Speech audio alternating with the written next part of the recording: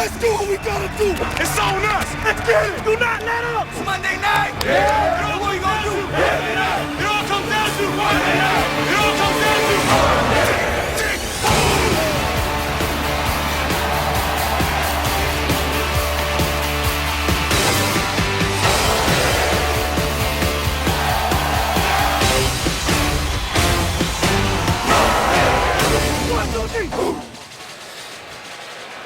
The teams that met in Super Bowl 33 meet in the building that hosted Super Bowl 34. Georgia Dome in Atlanta for the Broncos and the Falcons. Winner here goes to 2-0 and joins 5 other teams undefeated so far.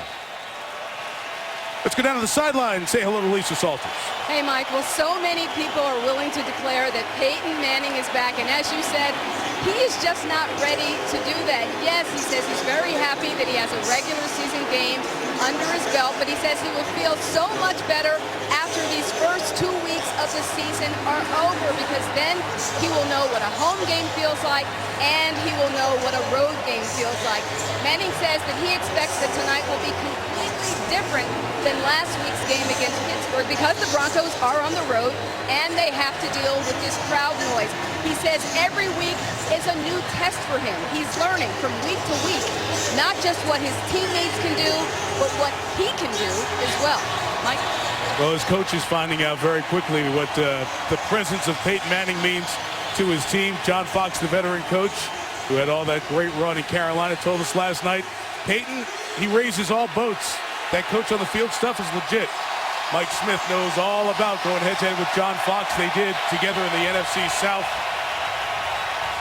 And they'll get a crack at a Falcons-Broncos meeting on their resumes as well. Toss won by the Broncos. They will receive. Matt Bosher, who also punts, will kick it for Denver. The rookie Omar Bolden awaits. Off we go from the Georgia Dome. Expecting a good one here tonight. Out of Arizona State, out of the end zone. Here's Bolden. Not going to get up to the 15-yard line. The receiver Kevin Cone made the tackle. So the numbers last week for Peyton Manning were very solid against Pittsburgh. What stuck out, John, was the second half. Only 2 plays in the third quarter. The fourth quarter, that no huddle, looked exactly like the Colts days. Yes, it did. And they're also capable of coming out of the huddle.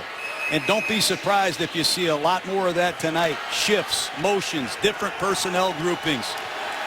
They can do a lot of new things that you're not accustomed to seeing Peyton Manning do. Opening drive starts from the 14-yard line.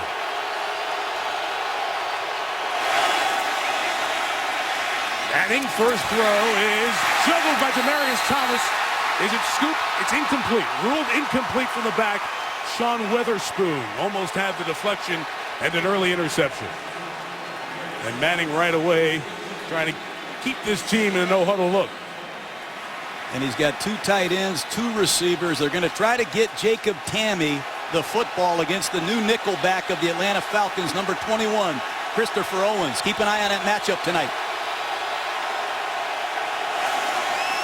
It'll be a run. It's Willis McGahee. He ran into the back of Parade Jerry, the first-round pick in 09. And Jonathan Babineau had the easy cleanup. What a great job by defensive coordinator Mike Nolan. He stems the defensive lineman. You see Croy Bierman, number 71. That's a defensive lineman. They shifted across the formation, causes confusion in the blocking scheme.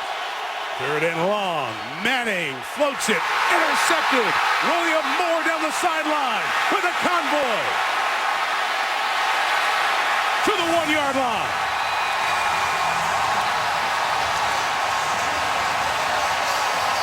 That is not the way you want to start, obviously. They try to get the ball to Tamme down the seam. Will Moore, third-year safety, really coming into his own, makes a great break on the football. Manning went with the quick count. Nobody was ready. And what a great break by number 25, William Moore. When you go fast as an offensive football team, sometimes you don't see the final coverage. I think Peyton got fooled that time, and Will Moore made a great play.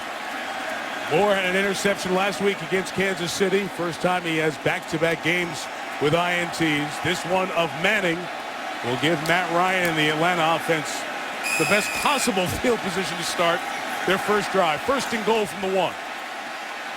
Michael Turner so good in short yardage in the backfield. He's got it. Wrapped up, closing in. It's Kevin Vickerson made the tackle. And he's just a step short of the end zone. That's good goal line defense by the Broncos. Atlanta has number 79, Mike Johnson, playing tight end. He's an extra offensive lineman. They run a power play. Good pad level by the Bronco defense. Inside the 1. Fullback Lusaka Polite in there with Turner. Right back to Turner. Polite with the block, and he is stuck, but the second effort gets it in. Touchdown, Falcon. Boy, that's just great running by Michael Turner. There's going to be an unblocked safety. I think it's number 20, Mike Adams. He's going to scrape over the top. It should be a tackle for loss. And Turner runs right over Adams to pay dirt. Reached that ball forward, lost it on the way to breaking the plane.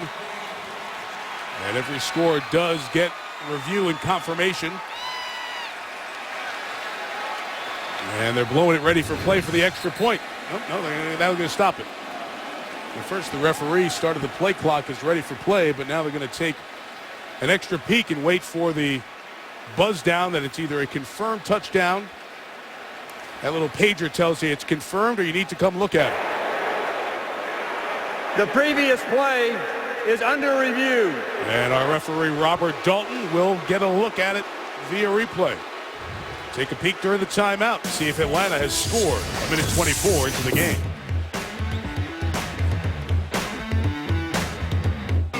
Back here in Atlanta, looking, Robert Dalton, the referee, at the replay, if it was a touchdown or not. We have Jerry Austin, twice the Super Bowl referee, over a quarter century on the field in the league. Jerry, you think that was short?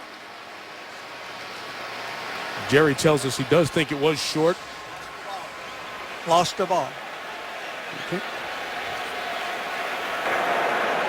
The ruling on the field has been reversed. The runner fumbled the ball prior to going and needed to go in the end zone, recovered his own fumble. It'll be third down, the 6-inch yard line on the Broncos hash. It's like a good call to me. Be interesting to see what Atlanta does here, Mike. They ran the same play from the exact same formation on first and second down. A power play to the offensive left behind Mike Johnson, who's reported as an eligible tight end. There you see number 79. I'd love to see the same play just to make a point.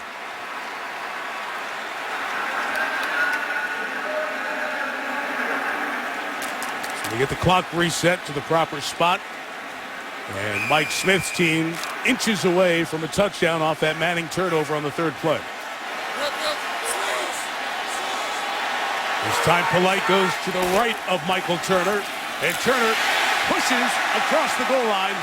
Looked like he broke the plane on the initial surge, and he did. Touchdown again for Atlanta. And this time it counts. Well, they didn't run the same play, but they gave it to the same back. You got a great back. Give it to him in key short yardage goal line situations. You're going to see Turner get up, cross the plane clearly for 6 points. That's an area, Mike, that Michael Turner has been very good at over the years for the Falcons. Short yardage and goal line running. So Keith Brooking, the 11-year Falcon, who was there trying to make the stop. That has been confirmed upstairs as a touchdown, first of the year for Turner. And here's Matt Bryant for the extra point.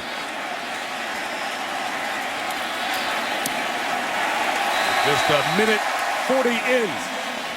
Atlanta on the board, 7-0. It was the 33-yard interception that set it up. And John, right away, Peyton Manning jumps into the no huddle.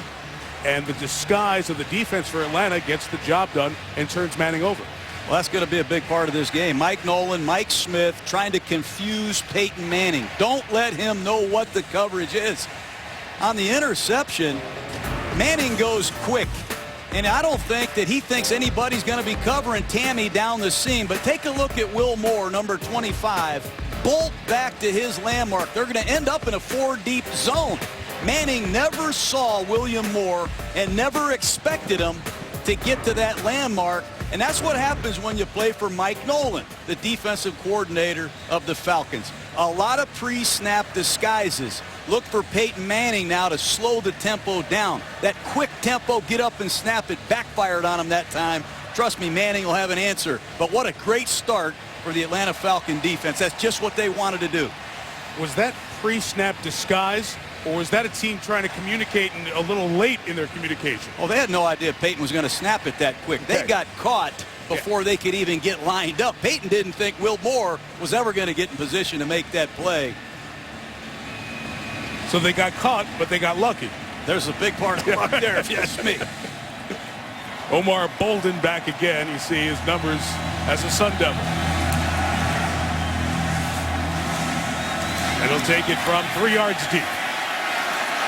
Has some good blocking on the left side. Bolden a nice return. The kicker helps with a tackle at the 27-yard line. Also Chris Hope on the stop. That's Mike McCoy. He's the offensive coordinator. He was here for all the stuff they were doing with Tim Tebow. Peyton Manning was very energetic in his praise of McCoy for helping take the run-based system, McGahee, Marino, and the success they had last year, blending it with what they've done as an offense with Peyton Manning's Colts time, and behind a good, solid offensive line with mostly returning players, come up with, through 1 week, a combination of the old Colts and last year's Broncos offense, minus, of course, the Tim Tebow option stuff. McGahee in the back, the hard count. It's Manning who goes down as he gets his feet tangled with the interior of the line. That's a good move, getting John Abraham early with the hard count. You got to do that against number 55.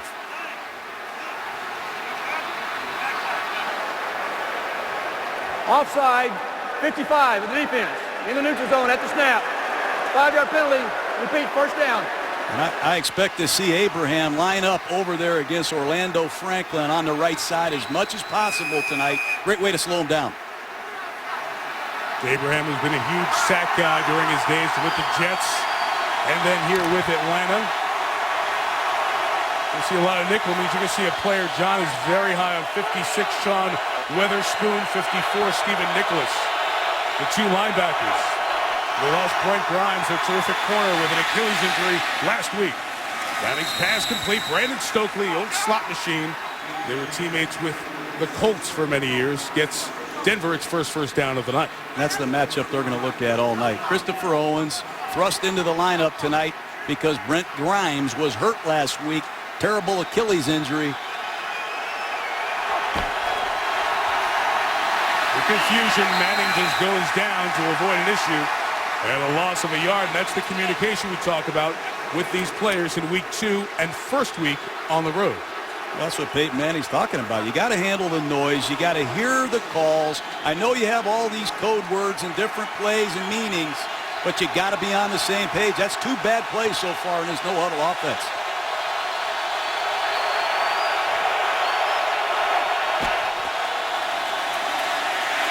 Manning throwing down the middle, another interception. It's the other safety, Thomas Deku, coming underneath. And they've intercepted Manning twice in the first 3-10.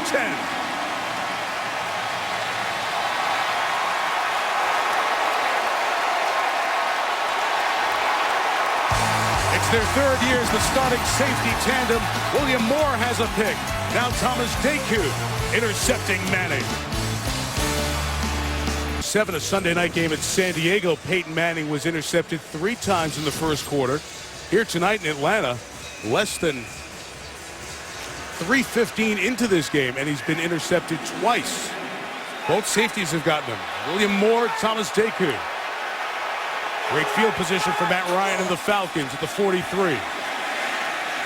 Ryan throws underneath to his running back Jason Snelling to the 37. Champ Bailey the tackle. Well, the Falcons show a 2-deep zone, and that fools Peyton Manning on a snap of the ball. Will Moore rotates. Deku goes back to the seam, and it's just a great disguise. Manning never saw Deku roll back to the middle of the field.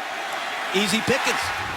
No huddle from the Falcons as well after the gain of 6 to Snelling. Ryan gives to Turner for a first down to the 29-yard line. Penalty marker down. Back at the line of scrimmage. Holding number 63 of the offense. 10-yard penalty. Repeat, second down. Justin Blaylock over on the left side of that line. And I like what Atlanta's doing offensively. Michael Turner was not part of the game plan last week. This week they're using their old-fashioned 21 personnel. Lasaka Polite playing fullback. They're going to run the ball right at this Bronco front. They have struggled the last half of last season stopping the run.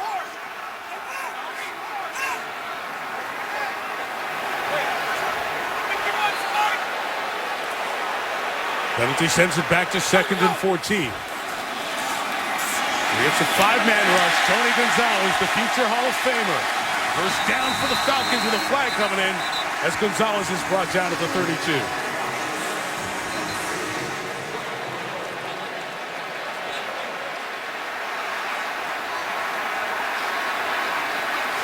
Needed 14, got 15, and a face mask looks like it'll be tacked onto the back end.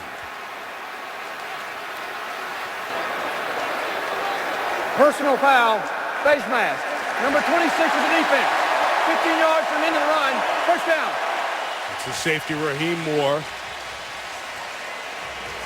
That was good blitz pickup as well, and Gonzalez gets one-on-one coverage. He's going to beat Mike Adams most of the time. It all starts with good blitz protection by the Falcon back Snelling.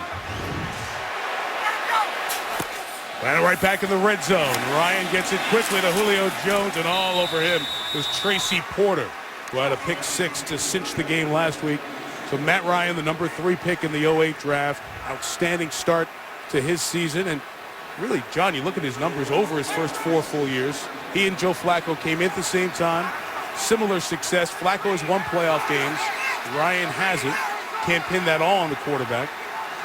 But with a new coordinator and terrific passing weapons, this is a more aggressive, positive offense. From the 19, the pressure picked up. Pass for Roddy White is incomplete, and Champ Bailey's over there with the coverage. Mentioned Roddy White. Think about the weapons that he has if they're all healthy. Roddy White, who's been as prolific a wide receiver over the last 5 years as any in the league with Ryan. Then you have on the opposite side Julio Jones out of Alabama as he continues to emerge. They like Harry Douglas, the slot guy, and Gonzalez. Your question is up front. Can they hold up there? Yep, left tackle Sam Baker, right tackle Tyson Claybo can have their hands full tonight against his Bronco rush. Jaquiz Rogers is the back on 3rd and 12. A shot for the end zone for Jones. Julio didn't hold on. Went to the ground, didn't complete the process, incomplete. Get down in this red zone fringe. If you see one-on-one coverage, Matt Ryan is going to go after you. That time he finds Tracy Porter one-on-one with the bigger Julio Jones. Julio's got to make that catch, I think. And again, he catches, takes the 2 steps as he goes to the ground. Does he complete the process once he goes down to the ground? We saw a few of those yesterday, ruled incomplete by rule. Matt Bryant, 4 for 4 in the opening week in Kansas City from 37 yards. Out of the hole to Matt Bosher, and 2 Peyton Manning interceptions have turned into 10 quick Falcon points. From the South, we go to the great Northwest next Monday night. We'll see Seattle. How impressive were they against Dallas right from the start of that game against the Green Bay Packers, who beat Chicago Thursday night. So Aaron Rodgers heads out to Seattle with the Pack. See you next Monday night, 5:30 Seattle time for kickoff with Monday Night Countdown 2 hours before. Mike McCoy, the offensive coordinator, just a little bit of confidence in conversation with Peyton Manning after those 2 picks in the first 2 possessions. And this one will start from their own 20. So here are the 2 possessions and the 2 interceptions. The conversation going on with the Atlanta defense. William Moore got back there as they were trying to get the signals communicated, comes up with the interception, and then the other safety, Thomas Deku, Peyton is a little shake of the head. It's been a while since he's gotten off to that tough a start. Going back, as we mentioned, 5 years ago, there was a Week 10 game on a Sunday night in San Diego.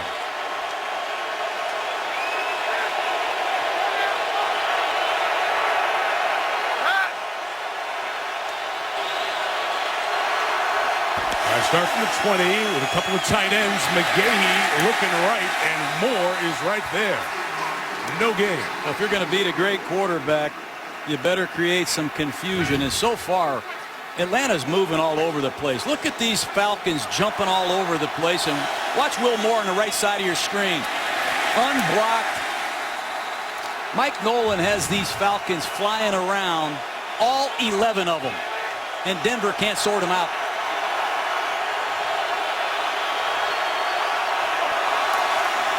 Second and 10. Pressure comes. Manning gets rid of it. It's Jacob Tamme. Moving the open field, stretching for the first down as Dante Robinson comes up from his corner spot to make the tackle. So Brandon Stokely, the slot receiver, Jacob Tamme, who when Dallas Clark got hurt in 2010 came in and had such a big 10-game stretch. Those familiar faces for Manning, important in week 1. 3rd and inches, just got to get the ball to touch the 30 for a first down. Peyton comes up under center, and a flag thrown for a false start. Boy, this is very uncharacteristic of what we've grown accustomed to with Manning in a no-huddle offense. False start, number 50 to the offense. 5-yard penalty, remains 3rd down. That's on the center, J.D. Walton. John, we talked about the communication and all the line calls, and I talked to J.D. about this last night. There's a lot more that they've had to do. He said there are code words for the code words. This is all an adjustment for the guys up front. Well, Manning will change the play inside of 3 seconds. You don't get much time to decipher it. That was clearly the problem that time. 3rd and 5. Falcons bring 5. Flush Manning.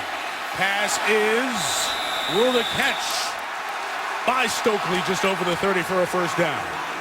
Nice play by Peyton Manning. Under pressure from number 56 Weatherspoon, and that time Stokely makes a great catch. Adjusting to the ball, snaps it back to the outside, plucks it. Nice job. But that play was made by Peyton Manning, eluding Sean Witherspoon, who was in hot pursuit. A heck of a job from the veteran Stokely. There's McGahee to the right, past the safety, down the sideline.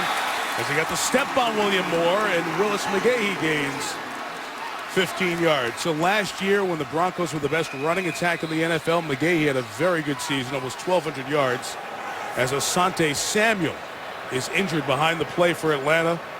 This Falcons defense that lost cornerback Brent Grimes to the Achilles injury last week now sees the 4-time Pro Bowler from the Patriots and the Eagles, Samuel, injured. Timeout. Asante Samuel was helped up, and you see them going with the medical test on the cornerback. His knee into the head of Samuel. Jacob Tamme, the tight end, who was blocking. So Robert McClain, 7th-round pick of the Panthers a couple of years ago out of UConn. Played 16 NFL games, now finds himself on the field. 1st and 10 Manning. Demarius Thomas with the catch. And the downfield blocking of Stokely gets the first down into Atlanta territory at the 41. Same play they scored on last week. A quick screen. Take advantage of all the disguising from Atlanta. 8 or 9 men in the box. But watch John Abraham run to the football. 34 years old. Boy, I'd love to see effort like that. And Demarius Thomas continues to prove he can run with the ball after the catch. Very physical young wideout. Good to see him healthy. Steeler fans are glad to see it's not only their team in the playoffs last year and the regular season last week. Manning from the 40, throws it down the middle. That's a 3rd interception, and that's Robert McClain. Manning picked 3 times in the opening quarter, and McClain still going, takes it to the 47-yard line. 3 times Manning has thrown the ball in the middle of the field deep, and 3 times they've been intercepted. That time McClain did a great job playing 2 receivers and reading Manning's eyes. Flag down in the middle of the field. It was on Denver. It is declined. So as Asante Samuel gets hurt, McClain, who last year was with Carolina and waived, signed by Jacksonville, didn't play with the Jaguars, and hooks on here essentially as the 5th corner last week Samuel's hurt. Grimes is hurt. McClain's playing, and he intercepts Manning. Well, 7 Peyton Manning passes have found hands, 4 for Denver, but 3 for Atlanta in the first quarter. Well, you're going to see 2 receivers run vertical, and watch the corner. He's going to play both of these routes in a 3-deep zone defense, and that's just good technique by a left corner. Watch him. He's going to see 2 Broncos running vertical. He plays both vertical routes, gets a good read on the quarterback. Mike Nola and this defensive staff have to be very pleased with the way their secondary's played. There's John Elway up there watching the replay as you were drawing it up a couple of seconds ago to see what happened. Stokely also looked like he injured his right arm on that play. 8 minutes in, Manning's been intercepted 3 times. End around with Julio Jones, only gains a yard. Tracy Porter over there for the tackle. Peyton Manning did say it, John. He said everyone else wants to say I'm back. I'm not there yet necessarily. I think there's a lot more we have to do. And John Elway said I had no doubts of Peyton coming back health-wise because I had seen him in training camp in the OTAs. Now the questions are, how do we build on it? Thus far, a very rocky first quarter start in their first road game. Back when the Falcons continue to take advantage. Setting the screen for Turner, well read by Von Miller, the outstanding NFL Defensive Rookie of the Year last year. Well, Dirk Cutter wanted to run some more screen passes, and they motion right to Von Miller. He's in coverage. He recognizes it, sifts through the trash, and makes a beautiful open field tackle. Last year's Rookie of the Year on defense, Von Miller. Boy, he has a lot of stuff that I like.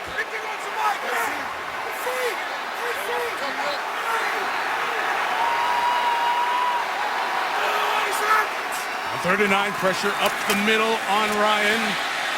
Throws, and he's nearly intercepted. Mike Adams had a hand on that, but a flag thrown from the secondary. And the Broncos are trying to say it was tipped. If the ball is deflected, the defenders can make contact, and there's no defensive pass interference. If there's any doubt that ball was tipped.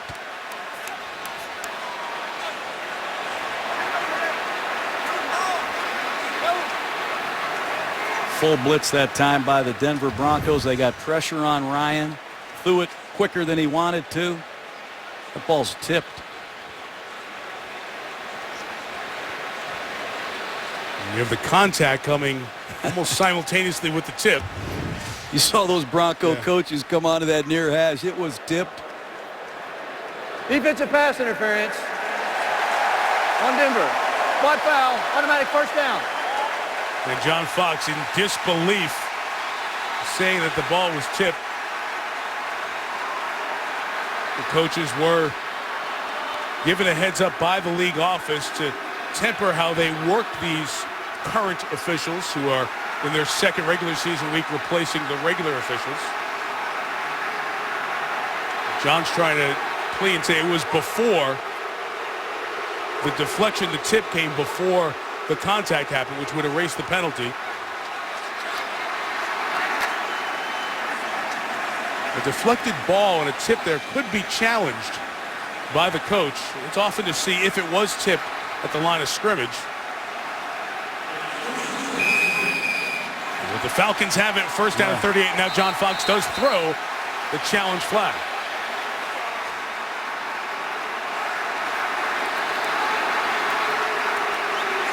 And the Broncos sideline is still getting on the officials, including Jack Del Rio.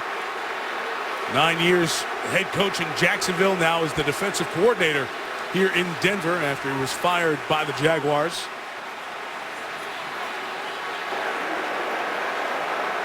Denver is challenging the ruling on the field, and the ball was tipped prior to defensive pass interference. So they'll take a look in replay. The Broncos, 3 interceptions early on, things not going their way. Very unhappy thus far. We'll see what the replay ruling is after this. 3 interceptions early for Denver. Atlanta has scored on the first 2 possessions. The third one either is first down in Bronco territory or fourth down. John Fox challenging on the deflection. for pass interference. Rare that a penalty flag is challengeable, but the tip makes it that way. Let's bring in our rules expert, former NFL referee Jerry Austin. When a ball is tipped and it's not in the same area where the interference occurs, then the tip overrules the contact. There is sufficient yardage, in my opinion, where this tip occurs before where the contact occurs, and I think with this tip that the flag should be picked up. Jerry, does it matter if the tip happens simultaneous to the contact? No, because it occurred in front of where the contact was. Gotcha. That's the interpretation from a veteran NFL referee, and you see this group writing down a lot. Usually when you start writing down, that means we're going to take it back to the last spot, get the clock right, the down and distance. And it's good awareness by John Fox in the Denver sideline to know that's a challengeable play, because very few flags are challengeable. That was a smart move on their part. The ruling on the field has been reversed. The ball was tipped prior to the defensive pass interference. It'll be 4th down and 9. The clock will read 5 minutes, 35 seconds. Seen 2 plays reversed already. A goal line play where Michael Turner was ruled touchdown. That was reversed. Correct. We've got 2 reversals here in the first quarter. At least they're getting it right. There was a lot more talk in week 2 as you were watching games back home. We were watching back at our hotel with you, and it's the same thing. There was less commanding control of the game by these current officials compared to week 1 as that issue continues to play out. So it's 4th down, and the 3rd interception doesn't turn into points. Matt Bosher, his second-year punter, will kick it away.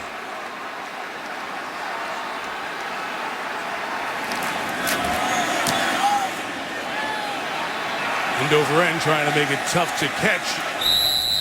Bosher's punt is fair. Caught by Jim Leonard at the 10, and here's Lisa Salters. Hey, Mike, you saw Asante Samuel go back into the locker room. They were calling it a neck injury. They wanted to give him a further evaluation. He's now back out on the sideline, and as you can see, going back into the game. But what you may not have seen is cornerback Chris Owens. He went back into the locker room just a short while ago, and they're saying that he's being further evaluated for a possible head injury. Mike? And Owens was the player who stepped into the role as the nickel because of the injury last week to Brent Grimes. So major upheaval in the Falcons secondary, but they picked off Peyton Manning 3 times in the first 9.5. So they'll run it with McGahee. Got a good block from the tight end Joel Dreesen, and Willis McGahee with a big gain out to the 40-yard line. That's Denver Bronco football I remember from last year. A 1-back power play from the shotgun. Great double team. Backside guard pulls, and Willis McGahee is off to the races. Good blocking on the perimeter by these receivers. And if you get Willis McGahee and that 230-pound body, that kind of open air, he's going to have a big night. 3 different teams McGahee has gone for 1,000 yards for. He's had an impressive career.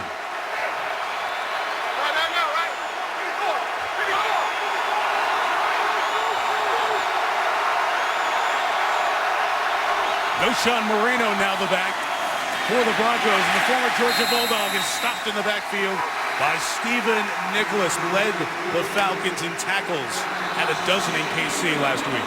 Well, 12 tackles. Missed half of the season last year with injury, but watch number 54 sift through the traffic and make a beautiful open field fallback tackle.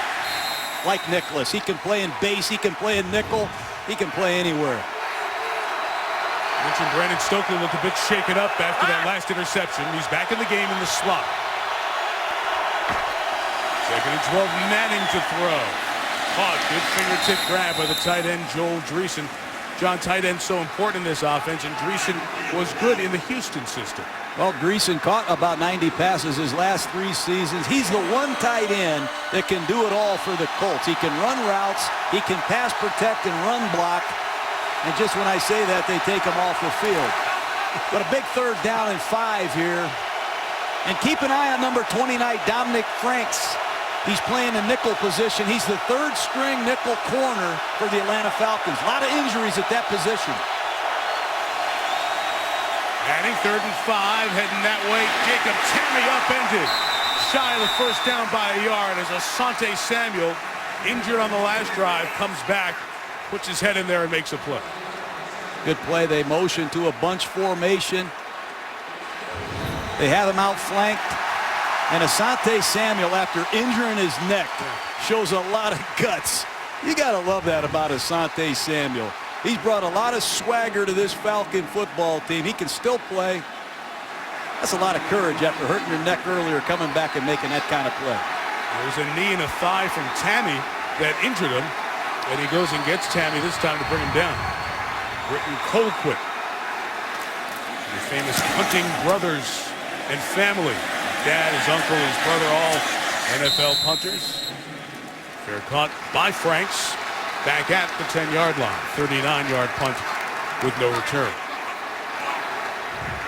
Well, John, Matt Ryan and this Atlanta offense, they were so productive in Kansas City. They only punted once, and that was with 3.5 left in the game. They had a great command, and I mentioned it earlier with the coordinator change. The personality of this team is perhaps shifting from a power run team to an aggressive downfield throwing team. A little bit more aggressive, I think, under Dirk Cutter, but every one of these Falcons, they have a lot of respect for what they got done under Mike Mularkey as well.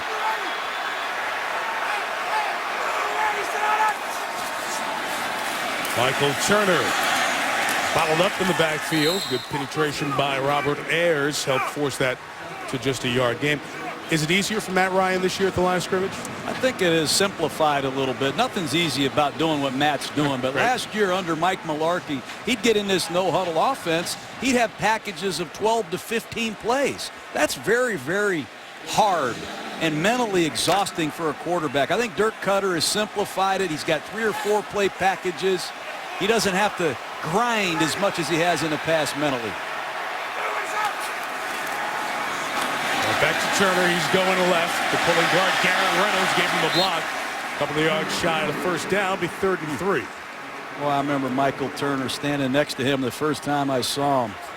His lower body, the power he has in those legs, it's significant. I call him road rage. Every time he runs the football, he is angry, and you better get out of his way. He's going to fight you for every foot. That's an impressive 5-yard run. Sets up 3rd and short. Jaquiz Rogers replaces him as the 3rd down back. Rogers picked up the pressure, and Tony Gonzalez, a rare drop by the future Hall of Famer. Well, that was a specialty protection in the shotgun. Jaquiz Rogers, the 5'6" halfback, comes across the formation and cuts Von Miller.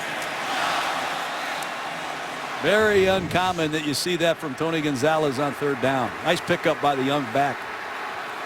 So Bosher punts. Jim Leonard, the former Jet, back deep to receive.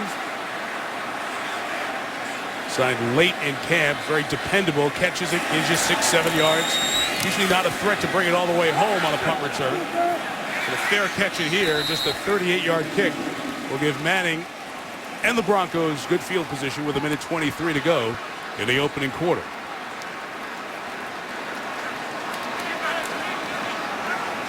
It's been tough starts for the Mannings. Think of Eli yesterday. 3 picks in the second quarter for the Giants. They came back to beat Tampa Bay. Peyton in the first quarter with 3 interceptions. Well, you just read my mind. There's something about these Manning brothers, the mental toughness that they play the position with. You got to have amnesia. You got to forget about a bad series, a bad quarter.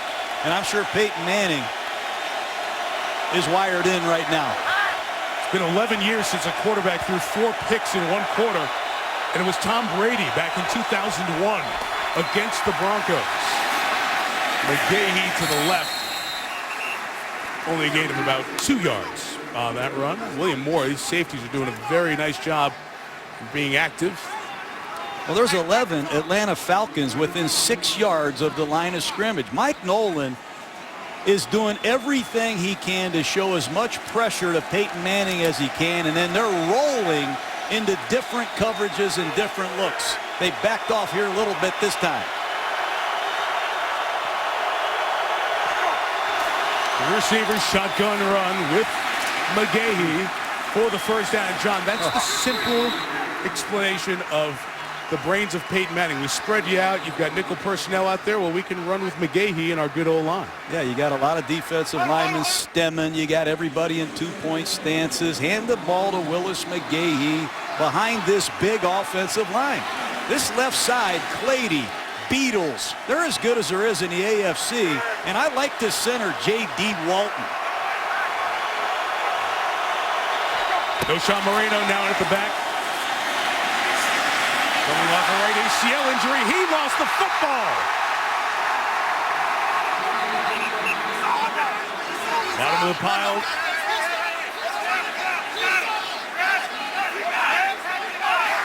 Atlanta has recovered a fourth Denver turnover in the first quarter.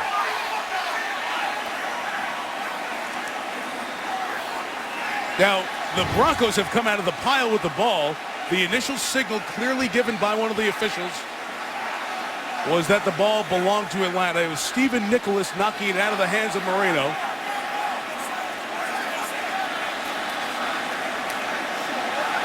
It was Orlando Franklin, the right tackle, who came out of the pile with the ball.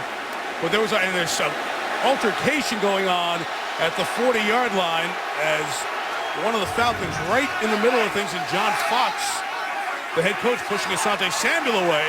And as we mentioned yesterday, the officials lost control of the Philadelphia-Baltimore game, among others. And a similar situation here after the controversy at this fumble. Well, this is not good. These referees, they need to back these players back towards their sidelines. There's going to be a potential ejection here. I see Ray Edwards get into it long after the whistle. I think one of the officials' hats might have been knocked off as the players were involved in that scrum. Again, the fumble, there was one official working very hard to get down in the pile, and one striped arm came up and pointed that it was Falcon ball. But then the bottom of the pile, the ball emerged in the hands of the right tackle for the Broncos, Orlando Franklin. Had it. It was yellow and red. The ruling on the field is that Atlanta recovered the ball at the bottom of the pile.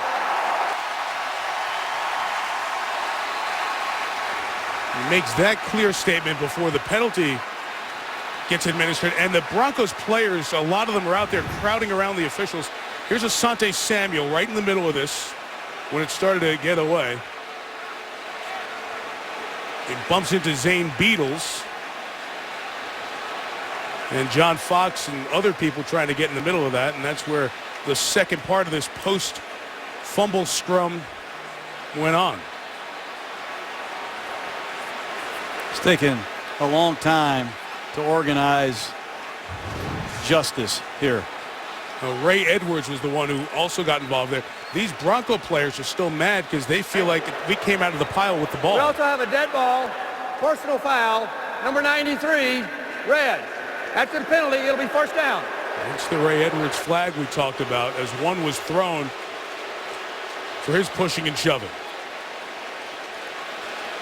There's no place for it in football, but the officials, they have to take control of this. They have to be emphatic about clearing these players off the pile, finding out whose ball it is. That one got out of hand. That could have got really ugly. And again, it's been said a lot. These guys are doing the best they can. Remember, they're all rookies when it comes to the NFL. And they're not the best rookies available because those are the guys who work in the SEC or the Big Ten or the Big 12. So, John, it's like taking a sixth-round group of draft picks, making them a team, and saying, go play against the best in the NFL who've been out there for a long time. And what the players are doing after week one, they figured out what the parameters are with the substitute teachers. And now they're taking advantage of them wherever they can.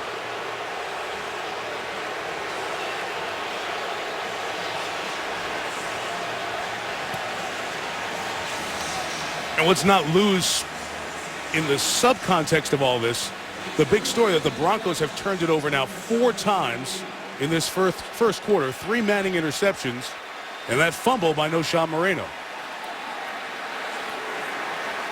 That's true. 4 turnovers. We've had 2 challenges, and we've had an 8-minute, I don't know what you just called this episode here, but 10-0 ball game. We got to get back to the action. Denver was minus 12 last year in the turnover department. They're one of the few teams I can remember in NFL history to make the playoffs being negative double digits in that department, and they're not going to go back to the playoffs with this type of turnover. Referee coming over to Mike Smith.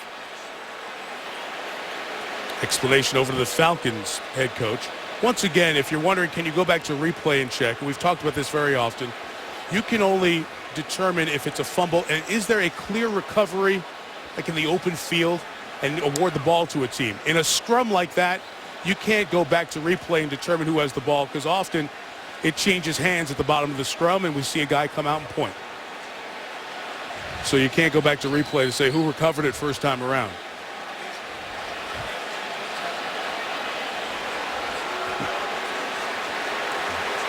I know, John, Jerry Austin during the year, he has talked to us often about, very often, who comes out at the bottom of the pile with the ball is what the officials will use to determine.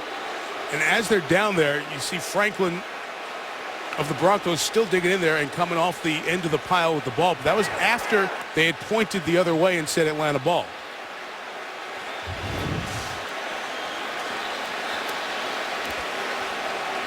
Well, for all the people over the years who have complained about the officials in the National Football League, you gain a great appreciation for how good a job they did relative to what we're seeing here over the last couple of weeks. Final play of the quarter is a Michael Turner run. They brought down Mike Adams, the safety, made the capping hit with Joe Mays at the 20. Woo. It was only one quarter.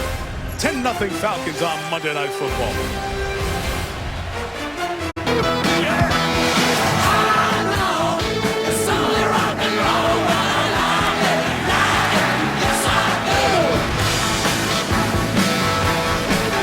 Quarter number 2 in the Georgia Dome in Atlanta. Mike Tirico, John Gruden, Lisa Salters down on the field. 10-0. Falcons had 15 plays and 31 yards in the first quarter, yet they have a 10-0 lead on the back of 3 Denver turnovers, and a 4th has given them the ball here at the start of the second.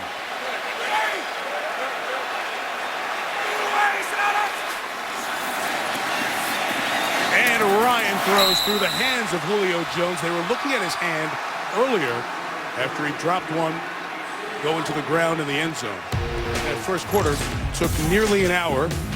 The Broncos have turned it over 4 of the 5 times they've had the ball. 3 of them on Manning picks and poor numbers. Michael Turner's 1-yard touchdown run. It took 3 tries to get it from the one, the only touchdown thus far.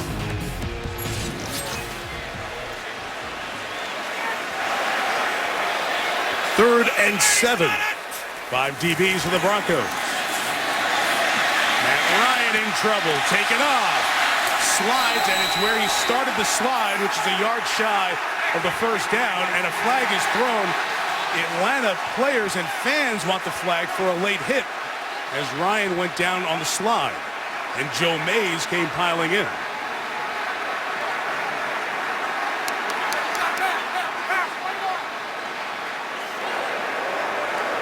Personal foul, unnecessary roughness on the defense. Late hit, 15 yards, first down.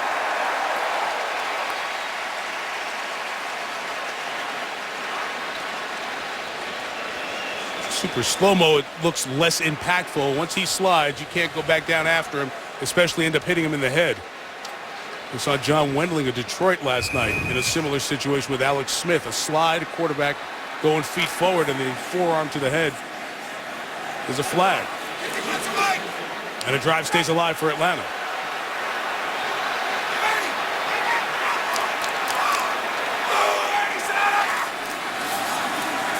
Down throw, Doomerville off the edge was blocked. Roddy White the catch. Made 2 men miss and got 8 yards. For that time, Atlanta did a great job motioning Jaquiz Rodgers outside of Roddy White, where he became a slot receiver. He runs a shallow cross, and watch what he does with this 4-yard catch. Makes Porter miss. Here comes Brookings. 4-yard catch turns into an 11-yard or 9-yard play, I should say. But Roddy White, over 200 catches in the last 2 seasons. He can get it done.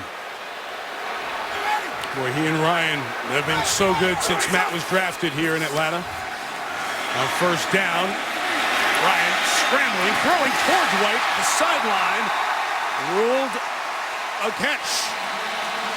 That play has no chance from the very beginning. No chance in a million years. He runs a bootleg right into a safety blitz, and Mike Adams has him. And he makes an incredible off-balance throw. And how about that chalk work by Roddy White? A little toe tap there, huh? I'll tell you what, that's beautiful on both ends. But when you can make a first down and a nice play out of nothing, that's something. Great look straight down the sideline. That toe tapping in. Power formation, extra offensive lineman for Atlanta. And a flag. It's right guard, 75. False start, number 75 of the offense. 5-yard penalty, remains first down. It's on Garrett Reynolds. We talked about White since Matt Ryan and he have been a tandem leading the league. Receptions, yards, first downs, touchdowns. And the question some have, Julio Jones, first-round pick, now ready to take more of the load offensively. Will Roddy White continue to be that kind of a threat and that kind of a weapon? Well, Julio's going to play on the right. Roddy's going to play on the left for the most part. And they're both going to be heavily involved.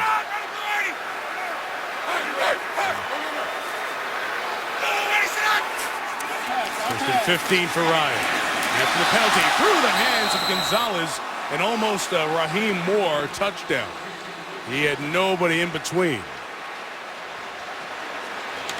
We talk about the no huddle that Atlanta is incorporating. Remember Indianapolis for many years had Marvin Harrison always on the right and Reggie Wayne on the left? Well, John, they were telling us in no huddle situations, it's always going to be Roddy to the right and Julio to the left for this Atlanta team. Well, you become more specialized. You play faster. You don't have to switch sides. And these receivers get better, more accomplished, more work on each side. You see White on the left this side and Jones on the right. They're going to do that in no huddle situations when they go with quick tempo. But they've got the flexibility to move them around and have that guy work the middle of the field. Gonzalez to the 32 and a first down gain of 16. Great pickup by Tyson Claybo at left tackle, and Tony Gonzalez gets a free release, squares this pattern off nicely into the middle of the field. Nice catch. But Claybo, or Sam Baker, I should say, at left tackle, did a nice job picking up that blitz. Good work. Second all-time in receptions in the NFL. Only Jerry Rice has more than Tony Gonzalez. And a whistle thrown from the secondary. So The snap imminent. The Broncos had one too many on the field. Illegal substitution on the defense. 12 men line up in position. 5-yard penalty, remains first down. You got 12 and you're ready to snap. They're going to call it this year and kill the play. Used to be just something they'd throw and then it would be after the play. This year it wipes it out. John, there's the numbers we talked about. Tony Gonzalez, only Jerry Rice with more receptions in NFL history, and the impact he has around the building as well. No question. What he does before practice, after practice, really sets a tone with this Falcon football team. And what a stellar career he's had. He's managed to stay healthy, and a lot of that has to do with his off-the-field work habits. He's got an unbelievable diet, Mike. Yeah. His exercise routine, got a lot of pride in being a professional, and what a role model he is for everybody. John Fox is going to challenge this ruling. And as Fox was talking about the challenge, I have 11 on the field, he said. A flag was then thrown on the far sideline by the official in front of Fox. 12 men on the field is something that is reviewable. Broncos already have challenged once and won, so they still have 2 challenges to use. It's hard to watch tonight. This has been very, very hard to watch football. Denver is challenging the ruling of the field of 12 men lined up on the field in defense.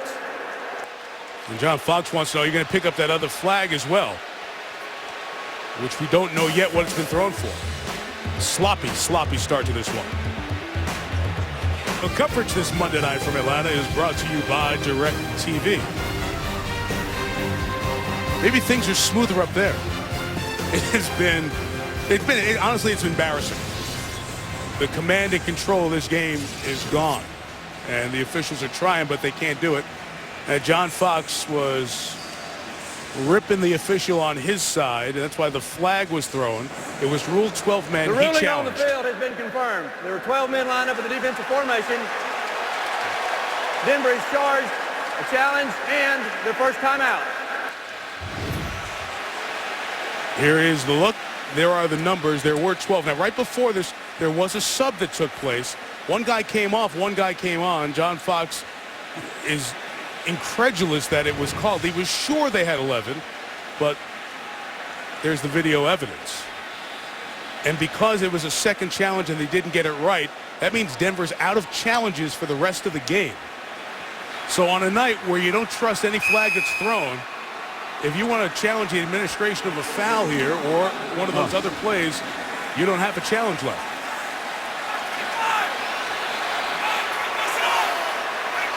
Five-yard penalty, it's 1st and 5. And that second flag that was thrown on Fox for his conversation with the officials was not administered. It was just thrown and picked up, I guess. On a run to the right, Jaquiz Rogers gains a yard. How hard is it to keep a team and your players focused on what's going on when all the extraneous stuff is very hard to deal with for the team? It's hard. It's hard if you're a family and you have kids in the stands and you want to watch a game. I mean, it's very difficult to stay focused and concentrate, but that's part of being a pro. And part of what these coaches have to do with these teams in this situation. Ryan, nothing open, scrambling. Put it up for his tight end, Gonzalez. 3 shy of a first down.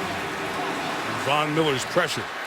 Well, they ran back-to-back plays that looked exactly the same. The first time he gave it to Rodgers, that time he faked it to Rodgers. Watch Rodgers come across the formation. Nobody's open, and Tony Gonzalez is going to leap as a check down outlet late. That's a veteran play by a Hall of Fame tight end. Give your quarterback somewhere to go in a no-win situation.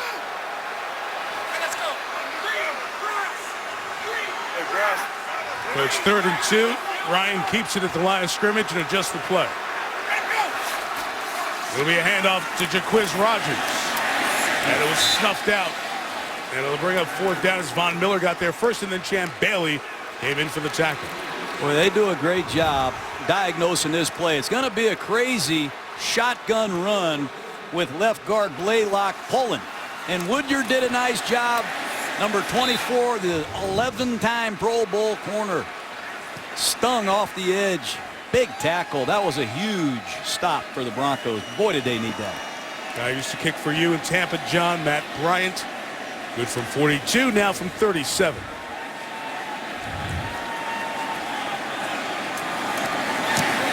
Snap by the rookie snapper Josh Harris. And Bryant is 2 for 2 on the night, 6 for 6 on the season. 4 Denver turnovers. Atlanta's got a 13-0 lead. See if Peyton and the Broncos can right the ship here in the ATL. Atlanta Falcons leading 13-0. Coming off their 40-24 win at Kansas City. And here in the home opener, which was expected to be by some back and forth, no huddle. High scoring from the offenses. Been instead very sloppy. And that continues through the hands of Omar Bolden, going nowhere. If you're just tuning in, it has been different than 8 nights ago for Peyton Manning. Intercepted very early on by Will Moore, and then Thomas Deku, the other safety, and then a 3rd interception by Robert McClain, who was only on the field because Asante Samuel got hurt, and then Noshawn Moreno came in to spell Willis McGahee, and he fumbled the ball. It's been a decade. Patrick Ramsey was the quarterback of the Redskins in 2002 when they turned it over 4 times in a quarter. Look at these Falcons moving around. I don't know what they're playing. Manning trying to decipher it, gets it to Demaryius Thomas on the sideline for a gain of 4 yards. But, you know, when you look at offensive coordinator Mike McCoy, how about the change he's been through since he's been in Denver? He worked for Josh McDaniels. He's calling plays for Kyle Orton. Then they have to adjust to Tim Tebow and run option plays. Now they have to adjust to the great Peyton Manning.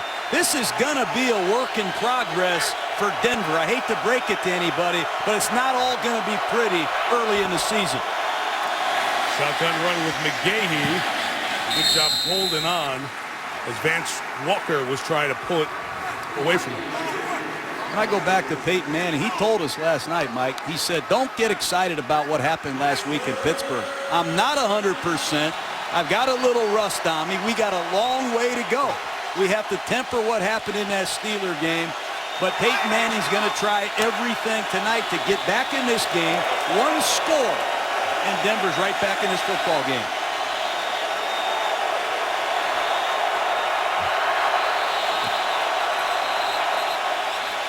Timeout, Falcons.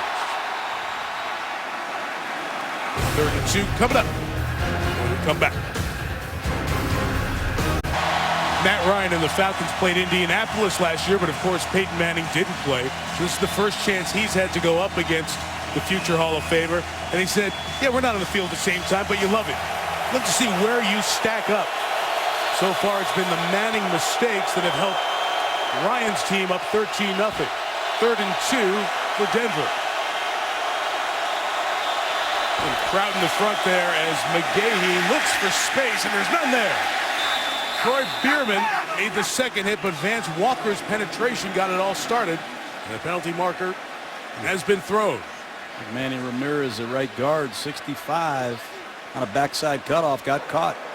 Holding, number 65 of the offense. That penalty is declined. Brings up 4th down. Well, when you run the zone blocking scheme and you're a backside blocker, getting these cutoffs is at times difficult. But take a look at Ramirez for yourself. Against this blitzing linebacker, he tries to overtake the center, and that's about as clear as it gets. Boy, Denver has really played poorly tonight on offense. Dominic Franks, John, back for the punt from Colquitt. 46 yards, and Franks makes the fair catch. At the 27. 4 3-play drives by the Broncos. 3 turnovers, and that 3 and out. Atlanta's defense has provided great confusion tonight, John. Look at this. I still can't figure it out. Look at these Falcons hovering around, 9 of them, within 5 yards of the line of scrimmage, and they're confusing the Broncos blocking schemes. Earlier in the game, they're not even lined up. No one's in a stance. Manning snaps it on a quick count. I don't know what the front is. I don't know what the coverage is. The ball's thrown. It's intercepted. A lot of the plays that the Falcons have made tonight on defense, you have to credit their game plan.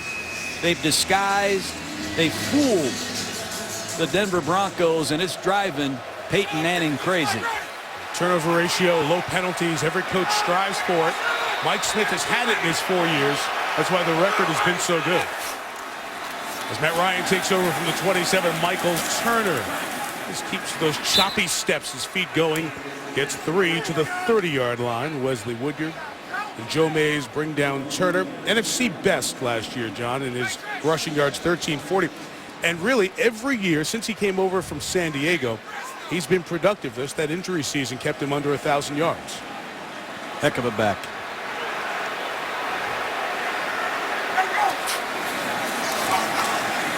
And the 30, Ryan gets time, and his throw to Julio Jones with a flag down is incomplete as Tony Carter thought he was going to get the ricochet and turn it into an interception. Pass interference whistle. That's offense. He started, the official threw the flag, started to point towards Atlanta and then pointed the other way in his preliminary signal to the referee. Defensive pass interference, number 32. Spot foul, automatic 1st down. And I think these pass interference calls need to jump off the screen at you. Let's see Carter, number 32, working against Julio Jones. I don't see that anywhere. I just don't understand how they can call pass interference on Carter. It's been the most problematic, I think, of the calls as we've watched, the hardest to judge. So it's 1st down, and Ryan's got Harry Douglas running with him. The 3rd receiver in this group going to get 9 yards, and Mike Adams makes the tackle on a player who the Falcons say is underrated nationally, but not in our group. Well, when you get your running game going, you can run some bootlegs. And Harry Douglas is like a stuntman. He'll come across the formations. They do some great creative things with Harry Douglas off of play action. And that involves Michael Turner. That's why he's so valuable to this Falcon offense. He gets Matt Ryan a lot of great looks in the passing game. And Ryan in control of the tempo of this game. Brought him to the huddle. Saw what the Denver defense was doing. And checked it to this. Roddy White, back shoulder, out of bounds. First down at the 27-yard line. He audibles to his favorite audible. I've seen him get to this concept many times. But when you go after Champ Bailey with your best, that's what Monday Night Football's all about. One-on-one bump and run coverage. Go to Roddy White, your top receiver, against one of the best corners in football. That tells you the confidence Matt Ryan has in himself and his great receiver. Gain of 16, they go empty.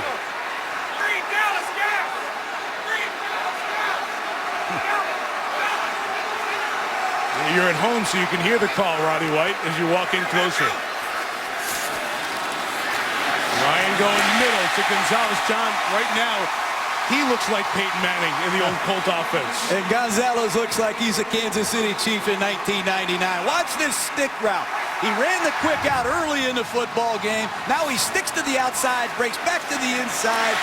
Tony Gonzalez has a lot of routes that start off looking the same that are different. He's done it for 16 years. Gain of 15 there.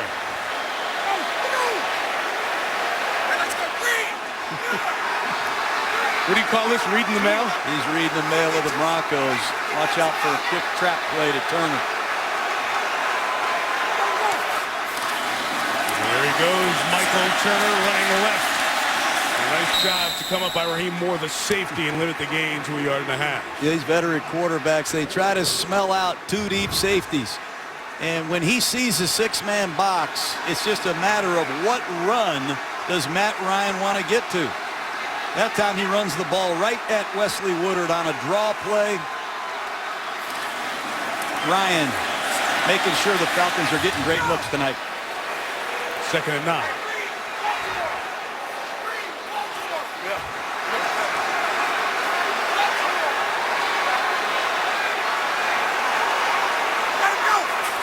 From the 11, Von Miller quick off the line, couldn't get there.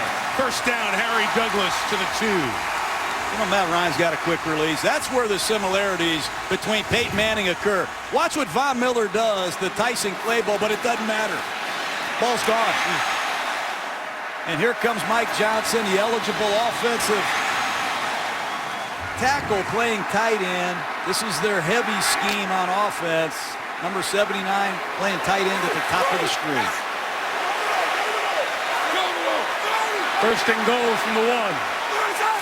Turner time down here. Play action with Michael. Ryan throws wide open. Slam dunk. Gonzalez. He's 95% sure he's going to retire. That number's going down. I think he's got a lot of gas left in the tank. What a drive by Matt Ryan. Running the ball, play action passing, all no huddle. Watch Gonzalez come from left to right. Nobody covered him. You have to commit people to stop Michael Turner in a goal line situation, and Tony Gonzalez, just a simple over route, is all by himself. Watch his dunk. I want to go back and show you his dunk over the years. Okay, hang on, we'll get there. He's got a lot of practice. Yes, he does. 9th all-time in the history of the National Football League. 97 touchdowns. You like this? I love it. Oh, career game 240. No tight ends played him more. No tight end is the numbers he has, John. Well, I used to call him a joker. I still do. A joker is a tight end that's good in any formation. I've seen him play tight end, wide receiver, slot receiver, and all of a sudden came Antonio Gates. It's a trend Gonzalez started. Now Vernon Davis lining up everywhere for the 49ers. I can show you more jokers, Mike. Because as those guys hit it, touchback, they'll take over at the 20. other players and other teams wanted in on that. Well, Jimmy Graham, right? Okay, Gronkowski, Hernandez, all these tight ends have come into pro football, and offenses are using them so creatively. That kid, Tony Gonzalez, he killed me when I was a Raider and he was a Chief, and he followed me to the NFC South, and he killed me when I was a Buccaneer, and I'm up here with you. But that is a tight end that has changed the game, and he's still going strong. You got to love this guy. There's 97 touchdown receptions, as we said. Top 10 all-time in the NFL. 9th on the list. Manning is down 20-0. Eric Decker to the sideline for 5 in front of Asante Samuel. I give Mike Nolan, this defensive coordinator, a lot of credit. Again, full blitz, 10 Falcons within 5 yards of the line of scrimmage, giving Peyton Manning and this Bronco offense no indication as to what the coverage is or who's playing what position.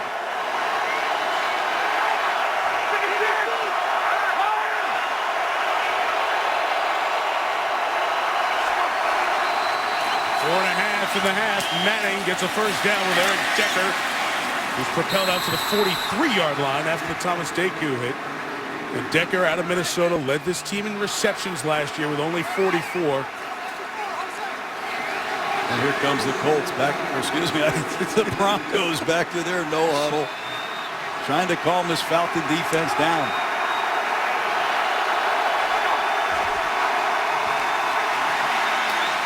He's got time. Read it, Decker. Ball knocked down on the big hit by Asante Samuel. Flag is down on the opposite side of the field. It is a Bronco recovery. There's Asante Samuel with another big hit. Boy, I'll say. Just a simple hook route by Decker, but watch after the catch. That's flush. And Decker did a heck of a job fighting back for the ball. 29 of the defense, 5-yard penalty, automatic first down. I thought Samuel had it here for just a brief moment. 2 hands on it, and Decker was able to use the left hand to scoop it back in. Falcons felt they had 3 #1 corners with Grimes, Robinson, and the addition of Samuel. They're down to 2 because of the injury of Grimes. They're going to have to really lean on Samuel to play great for the rest of this season.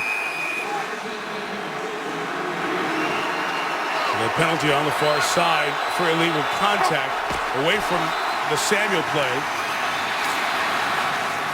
McGahee moves up to the 44 into Falcon territory with 3:40 to go in the first half. Now Peyton's got him on the move again as Moreno checks back in as a single back. It's the third snap on the Falcon half of the field, and a flag comes down as Moreno comes in and is brought down by John Abraham. Holding number 81 of the offense. 10-yard penalty, repeat second down. These penalties, excuse me, Mike, are killing the Broncos. They've had them in short yardage, and now just take a look at Dreesen on the left side of the formation. I don't see it. I think you got to let him play a little bit.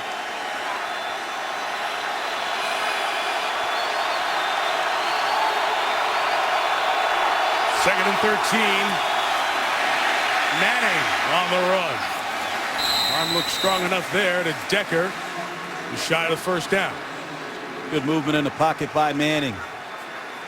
He sets up. He's got some congestion around him. He pushes up, slides to his right, makes the accurate throw. Big 3rd and 1. And this is where the Broncos have failed miserably so far tonight. Manning throwing. Pass broken up. Will Moore again, the safety. One of the Falcons were looking for a penalty on the Denver front. Manning tried to encourage the sideline to go for it here. 20-0. 2:50 left. Dangerous spot on the field to go for it. Don't see this often. No huddle, fastball play. 4th down. Also saw a lot of the punt team coming onto the field for Atlanta, and Manning convinced them to go and wave them back. Look at these Falcons showing all-out blitz. And the panic communication along the line as well. 4th and 1, go for it. Throw for Stokely, wanted a flag on Franks, and there's one thrown to deep in the back. A flag is thrown well in the back.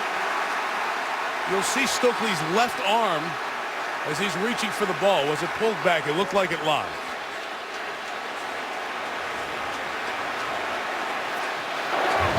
Holding, number 29 of the defense. 5-yard penalty, automatic first down. No question about that. That's Dominic Franks. I want to remind you, he's the 3rd-team nickel corner because of the injury of Grimes. Backup Christopher Owens still in the locker room. That's a clear holding call. And here comes Manning again, first down in the no huddle. It was a very gutsy decision to go for it. The way the Falcon offense is starting to roll, giving them the ball at the 42, down 20. You got the penalty, so the drive stays alive, and McGahee goes forward to the 26-yard line. Sean Weatherspoon cuts him down.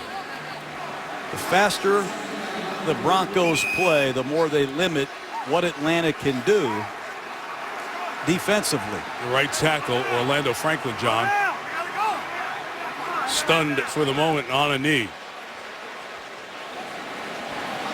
The Denver medical staff out, and so is Chris Clark, the 3rd-year player out of Southern Miss. Now, Chris Clark has been a tight end in a lot of running formations for the Broncos. Let's hope Franklin's okay.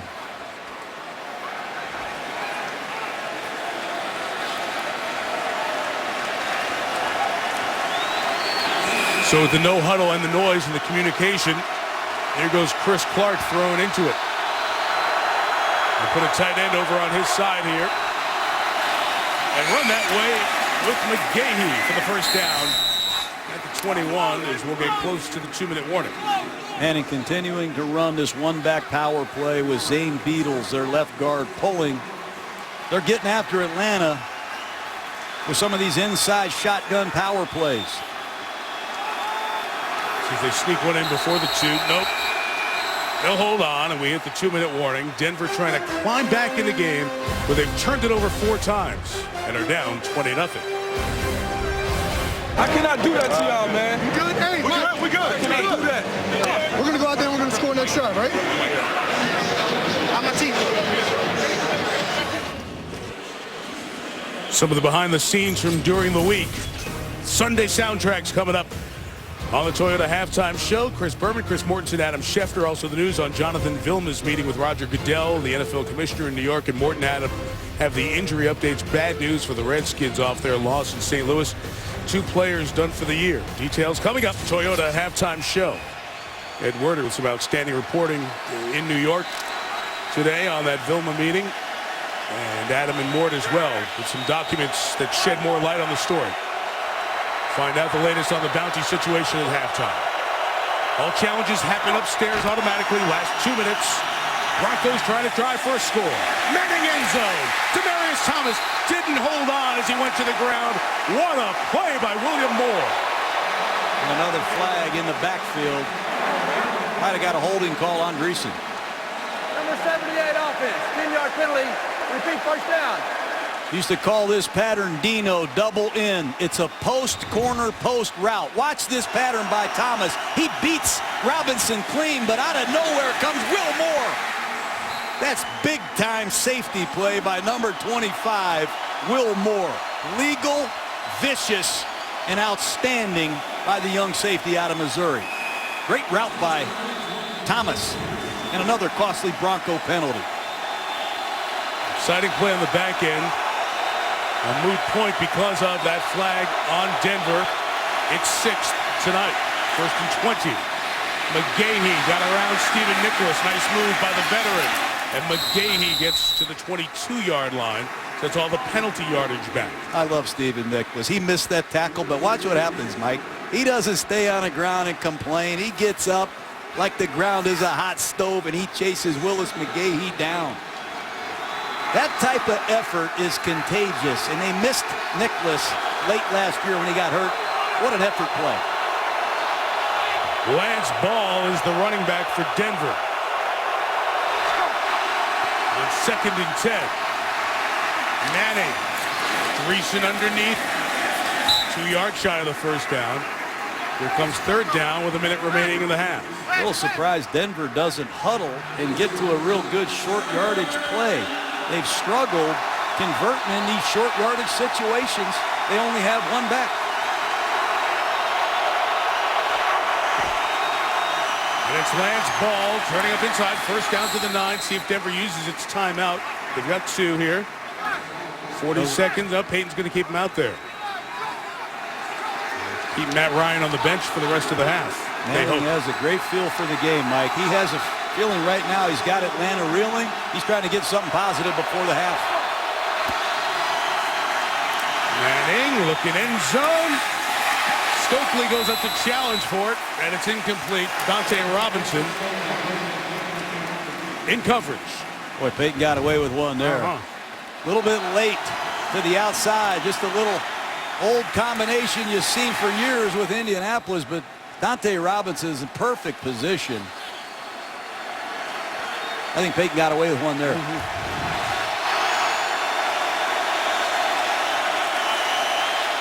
Stokely in the slot to Marius Thomas, top of the screen. Manning looking right, hit, brought down, sacked. Timeout, Vance Walker leading the push with Troy Bierman for the sack of Manning. 3rd and goal when you come back. 4th year man out of Georgia Tech, Vance Walker. We've called his name a few times. A 7th round pick, hung around here in the league. John, he's been extra effort here tonight. And just a great second effort rush by Vance Walker. He's going to be working against Manny Ramirez. Pushes the pocket, collapses the pocket, and gets the sack. But you have to credit the Falcons secondary. There's nowhere for Peyton Manning to go with the football. They've mixed coverages. They've applied pressure. They played extremely well in the back end as well. 3rd and goal from the 17. Manning shot to the end zone. Thomas, did he get the other foot down? No. One in, the other one didn't come down, and it's 4th down. That's where the inexperience of Demaryius Thomas shows up. Let's see if he got them both in.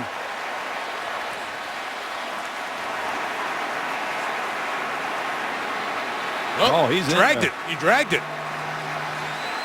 I'll take that back. Right foot down. That's one of the greatest tap dances I've seen. And again, they are out of challenges, and John Fox is running out there, but you have no challenges. It's the last 2 minutes, so they get a huge break here. Because if this play happens outside the 2, they can't challenge it. Because it's inside the 2 minute, it goes upstairs for review, as long as they buzz down and tell the referee, and they have. And John Fox. The previous play is under review. There's one more thing on that replay that we'll have to check now. We check the feet. Does he hold the ball as he goes to the ground in the process of completing the catch?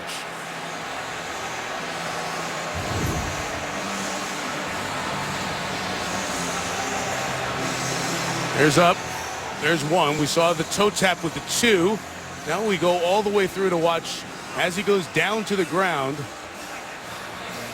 holding the ball there and almost trying to show the ball. If that's not a catch. But he still has it. Jerry Austin. Yeah, he's all good. He's all good. He's all good. But you do need to watch all the way. It feels bizarre. He's 7 yards out of bounds, but you have to watch all the way through. You know, so many young receivers, when they get these sideline plays, they lose sight of that white chalk. And I've seen a lot of plays early in this season where normally you see a ball complete and the footwork is a little bit careless, but that's a great individual effort by a blossoming young receiver. Yeah, they've just seen the look, John, because it's one of the in-stadium enhancements. The fans see the big screen, exactly what the referee is looking at under the hood in real time as he's watching it, which is different from what you're seeing here. And we just showed you the angle with the hand and the foot dragging. As they watch on the screen, it looks to be a touchdown. And would be a huge play in this game, John, considering the 4 turnovers, Atlanta gaining offensive momentum. For Manning and company to drive back 13 plays in the last 4.5 minutes of this second quarter. Huge for John Fox's team. It's an understatement, but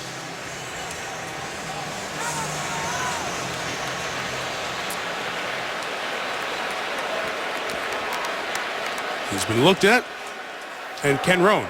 The ruling on the field has been reversed to a touchdown, Denver. The receiver was able to get both feet down inbounds while maintaining contact, will control the ball all the way down to the ground. Well, clearly they went to their young receiver in the red zone. They had him earlier, Mike, on a double post where Will Moore made a beautiful play. That time they went after Robinson again, and they broke to the outside. And Thomas makes an acrobatic toe touch reception.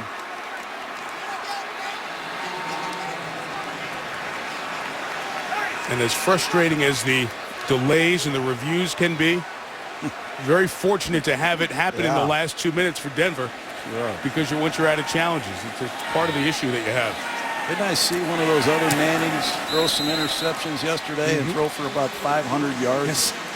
3 picks for Eli in the second quarter. Big comeback in the fourth in the Giants' victory. And here's what both quarterbacks have done. Mirror images in the completions and the attempts. The 3 Peyton Manning interceptions in the first 8:05 of this one. Kind of set the tone, has put Denver in a very different position than we thought they'd see them. We can go back to the beginning of the game, which feels like about a week ago, with how long the first half has been. And you mentioned with Peyton Manning what he told us last night. He feels like there's still some rust, and it would not be he's back and guaranteed to see these numbers again. He looks pretty good on that drive, leading them down the field. And no question, what he's doing is very hard. I mean, he just got here 6 months ago. He's trying to replicate one of the great no-huddle offenses we've ever seen in Indianapolis for 14 years. Jeff Saturday, his longtime center, is not there. None of the coaches came with him. This is going to be a work in progress. It's just important that they continue to get better and better. And if they can hang around and hit their stride in November, the Broncos could be real dangerous. I thought it was interesting. J.D. Walton, the center, is in his 3rd year. He's been the center for Robert Griffin III at Baylor, and then for Tim Tebow last year, and now Manning. He said, we do our walkthrough, and then we come back and watch video of the walkthrough, and it's all brand new. So much of this, the signals, the road communication of the complex offense, a lot of first experiences for these guys that they're trying to sort through. A big bounce back to Jaquiz Rodgers. As the clock should have been winding down sooner, now does go. Rodgers is down at the 35. And the first half comes to an end. Atlanta gets the ball to start the 3rd quarter. The Falcons lead 27. And here's Chris Berman and the Toyota halftime show. Round and round, run, boys, run. Peyton and Brian gonna have a little fun. Chicken in the bread pen, kicking out doors. Broncos Falcons get ready to go. On Monday Night Football. A good little ditty from Charlie Daniels, huh? That was very neat. Second half set to start in Atlanta, 20-7. Falcons on top. Mike Tirico, John Gruden, Lisa Salter. It's been of an exhausting first half in time, in patience, in a lot of different things. John, we're talking to Marty Aronoff, our great stat man up here, and as that drive was going on, Marty said, I think they misadministered a penalty, and they really did on that touchdown drive, and people have been talking about it on Twitter here at halftime. Let's go back and show you exactly what happened. This was the 4th and 1 at the 43-yard line. Note the blue line, the 43. The yard to gain for the first down was the 42. Pass interference called by the official in the back.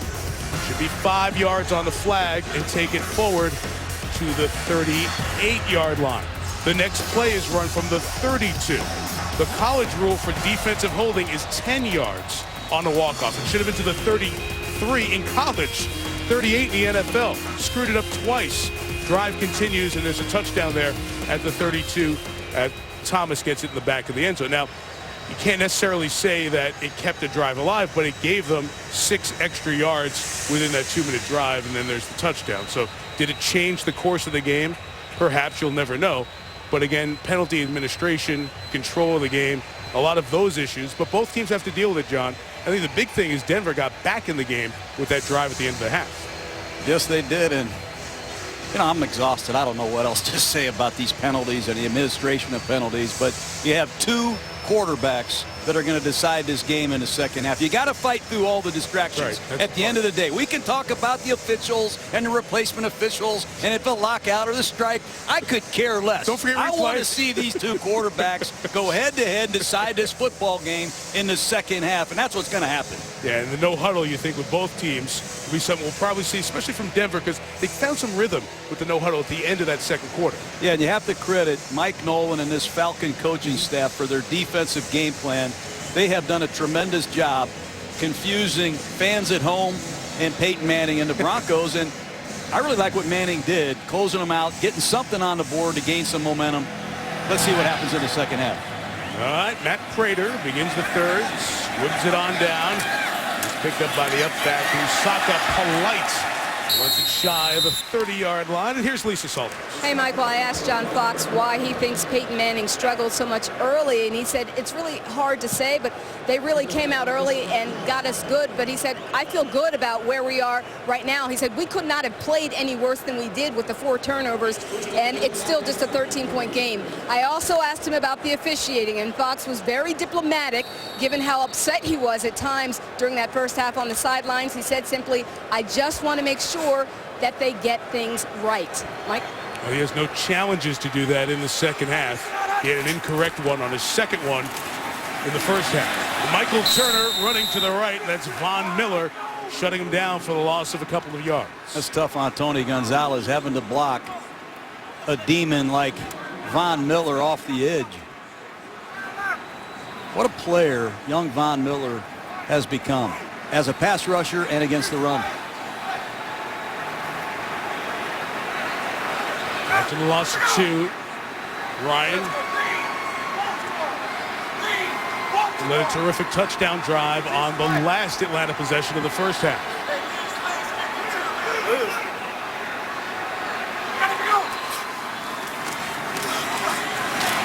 Down, good coverage by the Broncos. He has to come underneath to Julio Jones with a catch in front of Tony Carter. Just over the 32. John, 15 drives for the Falcons thus far this season. 6 touchdowns, 6 field goals. It's impressive. They're hard to stop. They have skill. They have a veteran offensive line that's been in this system for a while. And at the end of the day, Matt Ryan makes a lot happen. Todd McClure, the starter since 2000. The shotgun snap. Ryan to Gonzalez. His size over Mike Adams takes it out of the air. First down, Atlanta. Well, it's good pass protection. You get Gonzalez one-on-one with Mike Adams. Watch him break to his outside. Great release. And how about the throw? You can't be in better coverage position than Mike Adams. Adams played corner and safety for the Cleveland Browns. He's played forever. Just a great throw and catch.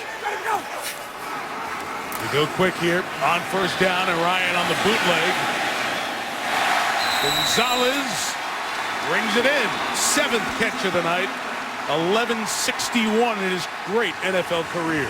Bootlegs are killing the Broncos. Gonzalez coming from left to right on an over route. Changes speeds. Fools Woodyard, and another outstanding throw by Ryan.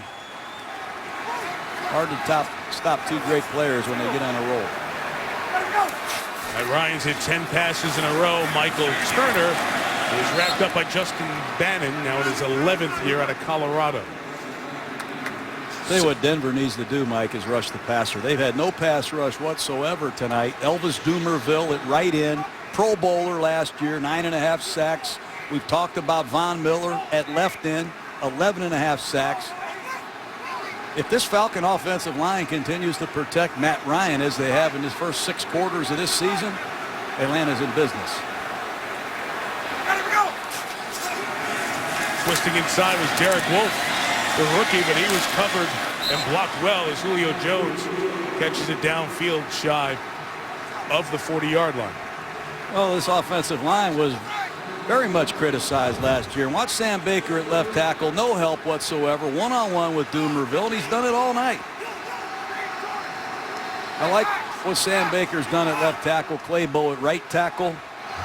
New offensive line coach Pat Hill has to like what he's seen.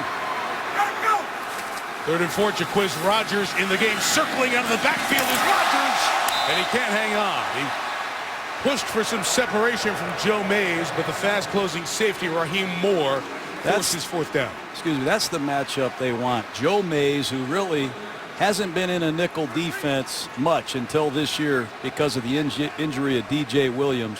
They got him one-on-one with Rodgers. That time the veteran got the best of him. Here the field goal will be 57, so they'll punt it away with Matt Bosher. Try to force Manning to work along field.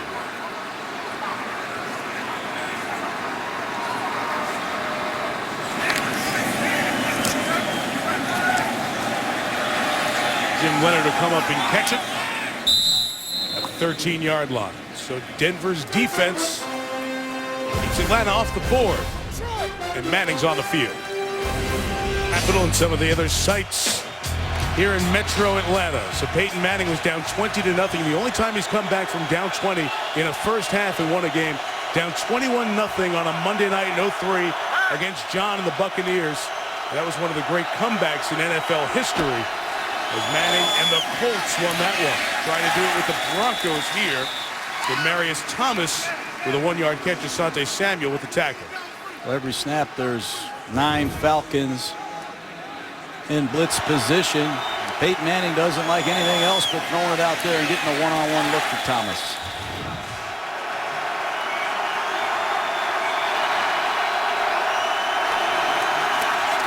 Manning hit as he throws. Incomplete, intended for Eric Decker. Well, Bierman, number 71, has been bluffing the blitz all night. He's been showing pressure and bailing out of there. That time, number 71 brings it. He's unaccounted for. He gets a good lick on Manning, as did other Falcons. Big 3rd and 9. Now the crowd's back in the game. Orlando Franklin, right tackle, hurt earlier. Back in the game for the Broncos to start the half, as Manning is held on to, brought down, and the pass is incomplete. This is where Ryan Clady's going to have to earn his money, blocking John Abraham, who's done it for years, in this noise, one-on-one. He pushes the pocket. That could be a horse collar. No, not in the pocket. Quarterback in the pocket can bring down that way. These rules are confusing. I'm glad you're with me, Mike. Okay. Well, Dominic Franks, who's playing the nickel because Chris Owens is out for the rest of the game with a head injury. Franks goes back to his regular role as the punt returner. With 3 and out for the Falcon defense. Colquitt sends one away, 48 yards. Number 38, Franks loses 2. Covered by Nate Irving, special teams. Peyton talks to Mike McCoy about the protection. That time they got to him and forced the Broncos 3 and outs. And ouch. Well, one drive of success at the end of the half. Other than that, it's been a night of frustration. 4 turnovers, 3 interceptions in the first 8:05, and then protection issues. And Johnny keeps reiterating what you said way back in Monday Night Countdown at the start of this game. Peyton Manning, he didn't say he was back or the offense was clicking. He had some apprehension about coming on the road for the first time with this group in the communication. Showing here tonight. First down throw to Harry Douglas, complete. Matt Ryan's pass is a gain of 8. That's interesting what Dirk Cutter does. He puts Mike Johnson, an extra offensive lineman, in at tight end. Another play action pass to Turner, and a good open receiver. They're doing a nice job in Atlanta using heavy personnel groupings, play action passes on early downs. We're hurting Denver.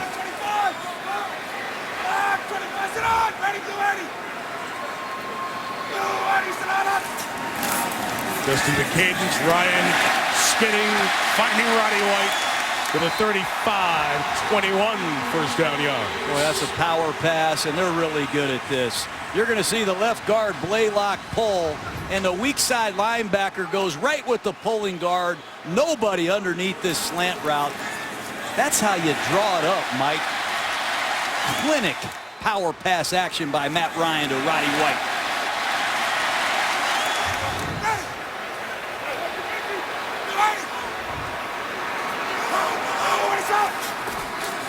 The 35 with time. Ryan again. White. 21 more yards. Moving at ease on this drive. Harry Douglas makes a great play for Roddy White. This is what I love about this Falcon offense. Watch Harry Douglas clear out the deep zone for Roddy White, who's going to run a deep cross. But Harry does a great job getting doubled. That's just good, solid football by an unselfish wide receiver. Roddy White is going crazy right now. Magic Quiz Rogers in the game. That bunch to the left. Ryan looking right. Will run for 4 with a flag coming in. Multiple flags as he took off to run.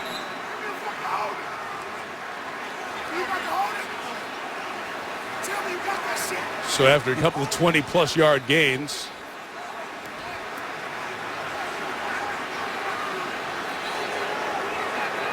Holding on the defense, number 24. 5-yard penalty, previous spot, automatic first down.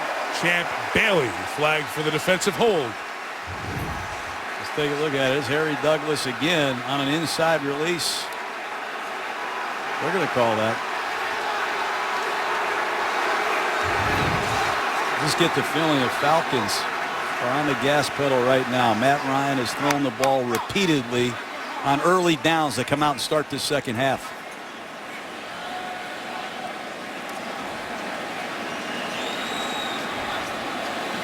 At the defensive holding penalty, correctly walked off 5 yards after the slow start.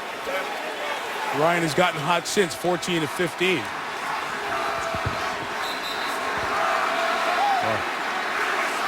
know what? That should be a tack on because he ran the ball. He ran the ball and slid, so shouldn't that defensive hold be a tack on to that? Yeah, I think so. So they walked it off the correct 5 yards for defensive holding. But it's at the 10, and now the administrator of the game stops the official on the side. And again, if you didn't hear this last week, there's someone upstairs to help with the administration of rules, and if it's happening incorrectly, he gets down and talks to that man, the spare official, on the headset. They blow the play dead and will walk it off the 5+ the run, tack it on to the end of the run.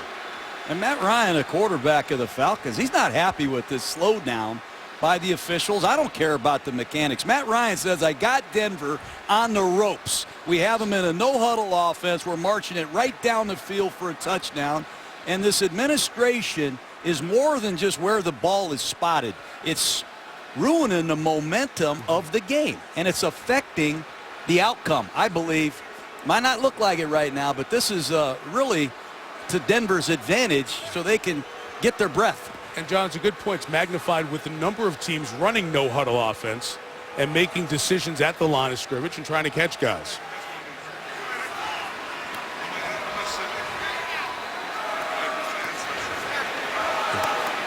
Jerry Austin, just double check us on that because it was a Ryan run.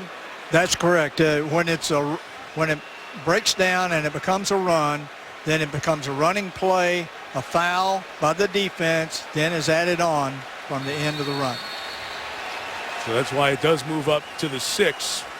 They got the 5 yards right, but they weren't enforcing it from the proper spot. So those of you who are spending the night counting defensive holdings, there you go. There's one that we called there for you. 1st and goal at the 6 instead of the 10. And the run by Turner. It's about 1.5 yards before Keith Brooking violently brings him down. There's Keith Brooking back in Atlanta. Grew up in Georgia. 11 years the Falcons, 5 Pro Bowls. Signed as a free agent. Now his 15th year in the league out of Georgia Tech. I really like what Champ Bailey's done tonight as a run defender. That time, he came from his left corner position and capped off Michael Turner. Nice finish by the veteran, former Georgia Bulldog. Broncos rush substitutions in. On 2nd and goal, Ryan rolls it, throws it. Roddy White got him in. Touchdown, Falcons. Well, you see number 32 Young Tony Carter talking to Tracy Porter. Falcons come out in a bunch formation. Call it what you want, a spray release or a jet stream release. Roddy White from that close formation is going to run outside breaking routes. And you see Tracy Porter, who's really been thrust into that nickel corner position, didn't know quite what to do. That's stealing. Nickel corner position is hard to play. Extra point added by Matt Bryant. Couple touchdown passes tonight for Matt Ryan at number 100 on his career. And it's another one to Roddy White. Bo on the NFL week, Tuesdays at 3. Mike and Mike have their best of the NFL. Electric plays, the biggest moments. Golick will defend Greg Schiano. Greeny will whine about the Jets, among other things. Mike and Mike's best of the NFL. The guys will be with you tomorrow afternoon, 3 Eastern, noon on the West Coast on ESPN. 27-7. This Falcon offense continues with 2 terrific starts. Off the crossbar, off the upright, makes it a dead ball and a touchback. So there's work to do for Peyton Manning. Down 20 with a quarter and a half to go. See if he can get the Broncos to score closer when you come back. It's been terrific for Matt Ryan again here tonight after the strong opening against Kansas City, where he threw 3 touchdowns and no interceptions and completed a similar 3/4 of his pass attempts. Been a great fit, the start of this new offense, John, with the coordinator change in Dirk Cutter, who was with Jacksonville. Amazing, you get some weapons and some of the plays you have look a lot better, don't they? You're darn right. It's a steady diet of Maurice Jones-Drew, and successful too with Cutter. Big hit on McGahee as he was running. By Asante Samuel. Well, Chris Harris, their nickel corner's not playing, so Tracy Porter's playing inside tonight. And I think Porter has the first of the flat net coverage. But obviously Tony Carter, Porter, 2 young defenders playing out of position, struggled in that bunch formation. Manning on 2nd and 6. On the throw to Demaryius Thomas. And all over it with the coverage is Dante Robinson on that opposite side from Samuel. Well, that time they brought both inside linebackers. Number 54, Nicholas has had a big night. 56, Witherspoon. Again, Peyton Manning knocked to the turf. And this crowd won't let up. Look at this disguise. 9 Atlanta Falcons showing blitz.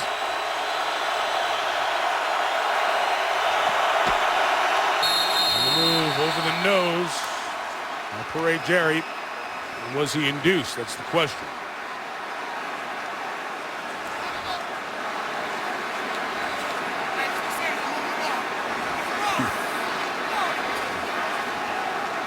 Penalty would be a yard shy of the first down if it's on Atlanta. Encroachment, defense, number 94, 5-yard penalty, remains 3rd down. So it becomes 3rd and 1. And John, go back. We mentioned Mike Nolan a lot, the defensive coordinator. It's a lot of trying to show Peyton Manning everything but what your defense is going to be in once it's snapped. Oh, his players have really bought into it. Witherspoon and Nicholas walked into our production meeting and told us we don't even know how much freedom we have to move around in this defense, but we're finding out.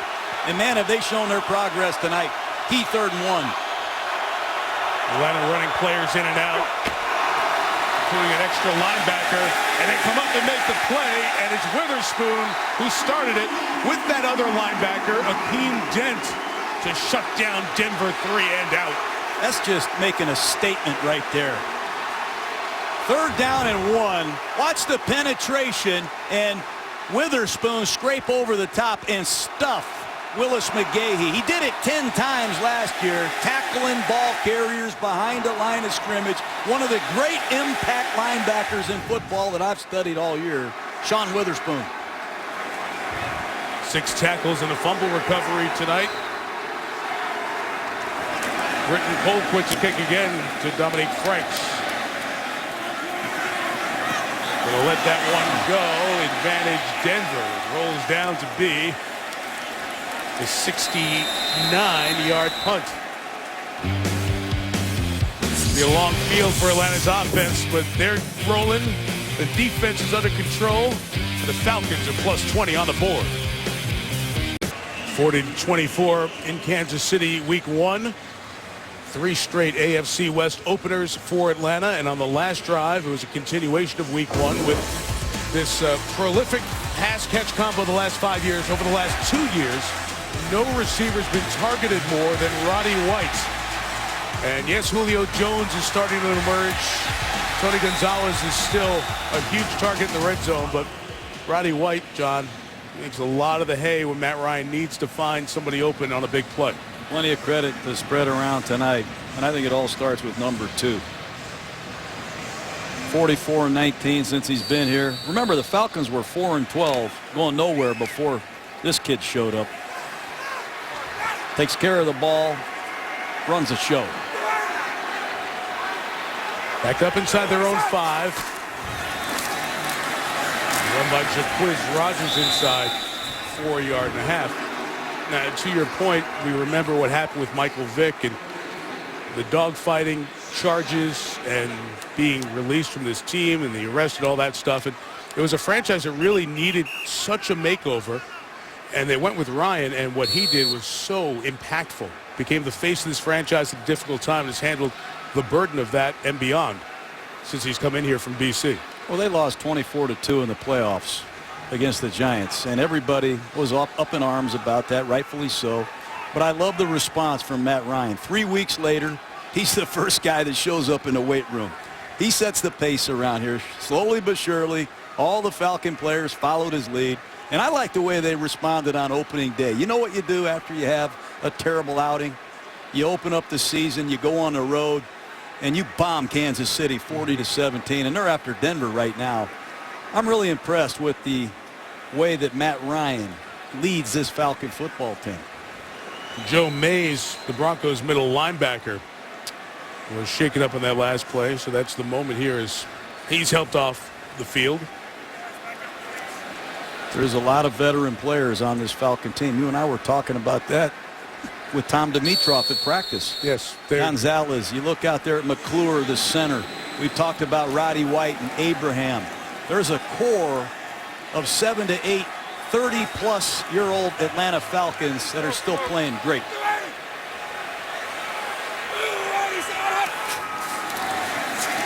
Second and 8. Ryan's throw dangerous for Gonzalez and almost picked off by Tracy Porter, who had the pick 6 last week against the Steelers at Mile High.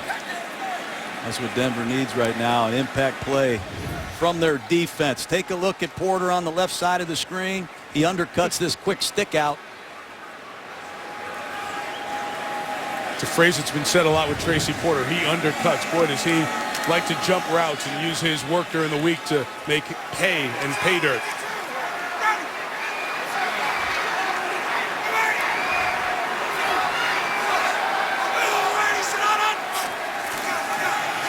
Third and 8. Pass rush is late. Getting to Ryan as he throws, and it's caught by White. What a job to come back to the ball with strong hands for a first down. Watch Matt Ryan deep in his own end zone with a premier pass rusher, Von Miller, beating down on him. Just watch number 58 coming from the right side of your screen on a stunt in your face. What a Roddy White snatching the ball. You can hear those hands plucking. What a throw and catch. 2 great ones.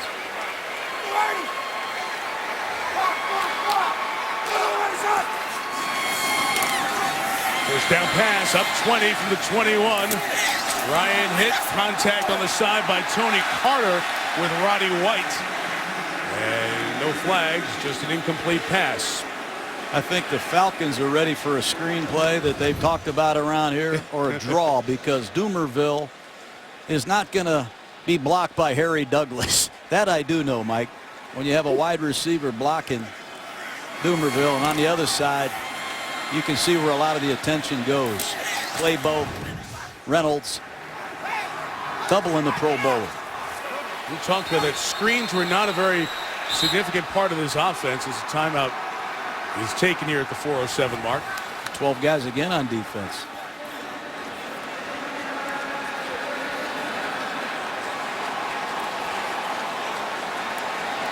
They got the timeout first. with 4:07 to go. And they did. Point is, these Falcons, they substitute personnel grouping so much on offense. They force you to play nickel on defense. Then they force you back into your base. And clearly the Broncos have had some issues with 12 men on the field. That time forces them into a timeout. That could be a costly timeout when you're trying to get back in the game in the second half.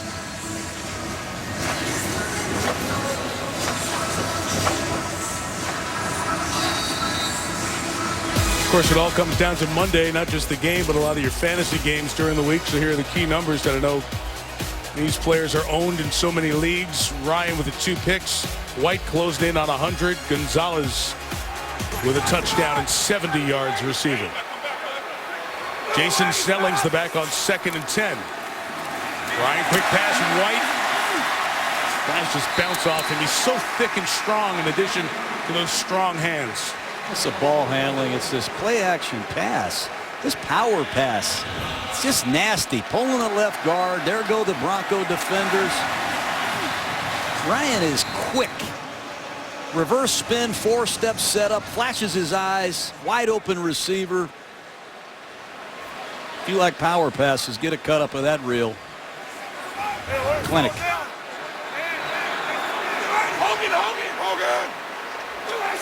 Snelling the back from the 32. Picks up the pressure up the middle, and Ryan tries to get himself out of the tackle box to throw it away toward the line of scrimmage. And the pass is incomplete. John, go back to that play that we just saw Roddy White make the catch on. You talk about a power pass. You always like to appreciate plays that look like one thing and then turn into the other thing. That's very often the action for a running play. And a couple times they've beat him with the pass off of that. Indeed. And I've always respected Dirk Cutter. He has had a lot of plays that start off looking the same that are different. They run the ball on that one-back power play so much they get the activity they need from the linebackers to open up that power pass. This is a run with Jason Snelling to the left. Elvis Dumervil gets his 2nd tackle of the night after a gain of just 2 yards. Snelling in his 6th year out of Virginia. He's become the 3rd back. They brought him back for 3 years and $4 million this year. And they provide some versatility with Jacquizz Rodgers becoming more of a change of pace 3rd down back for this Atlanta team. And a lot of substitution from this Bronco defense. Expect anything from Jack Del Rio here. They have to generate pressure, and to do that, they're going to blitz. Quick count, Ryan goes. Nobody open, taken off with room. Slides head first, thus he gets the complete roll because he was going head first, and he's shy of the 1st down. Now, if you go feet first, it's where you start the slide. But you go head first, you bounce and roll until you're touched down. Well, watch all the way. They're going to snap the ball before Denver can get into any kind of blitz. But watch on the left side of your screen, number 44, Snelling. Watch him hit Woodyard right there. Well, I'll tell you, the Falcons have some aware backs. Snelling, Rodgers, and Turner. They got cheated about a yard on the spot there, and they're a yard shy of the 1st down, so it's 4th and 1.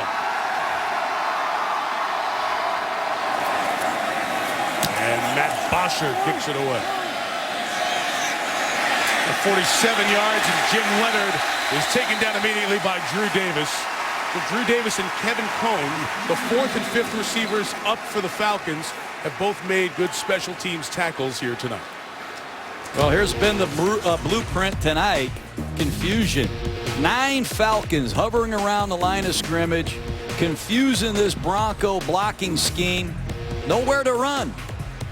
And then hovering around again, you're going to see a zone blitz come from the bottom of the screen.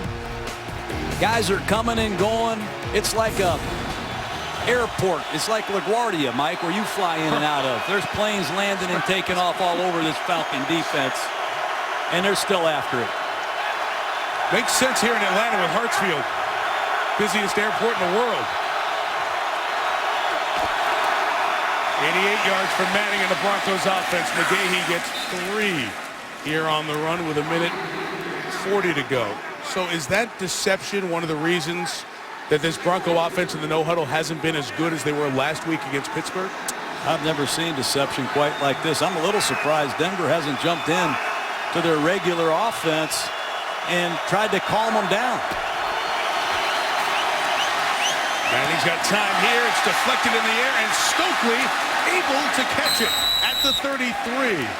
Dominic Franks deflected it high up in the air, and Stokely was the one at 6 foot to come down and get it. And Will Moore can't believe it. Number 25 of the Falcons is just going to be a seam route. Watch Stokely stick to the outside. He bends back to the inside, and Will Moore just can't quite get there for the interception. Sometimes it's better to be lucky than good, Mike. Gain of 16. Matthew Willis comes in after the first down for Denver in the quarter. Nothing for McGahee. Open field tackle Dante Robinson. Hey, John, these Atlanta corners have wrapped up and hit Samuel and Robinson tonight. No question. You could talk about scheme and Mike Nolan playing all these different blitzes and the volume of coverages, but I'm impressed not only with the way the corners have hit. All 11 Atlanta Falcon defenders have run to the ball and hit. 2nd and 9. Manning protected. Completes it to Willis. 5th year out of UCLA. Caught one against the Chiefs last week. Another great throw there by Manning, but just a fine break on the ball by Deku.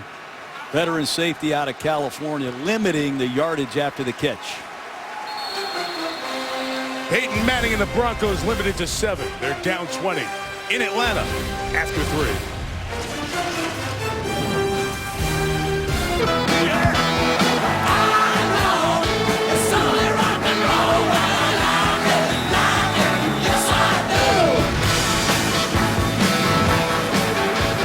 Atlanta trying to join Arizona, San Diego, San Francisco, Houston, and Philadelphia. 2-0 teams to start the season. Or can the Broncos do it with a miraculous fourth quarter comeback? Down 20 as the quarter begins.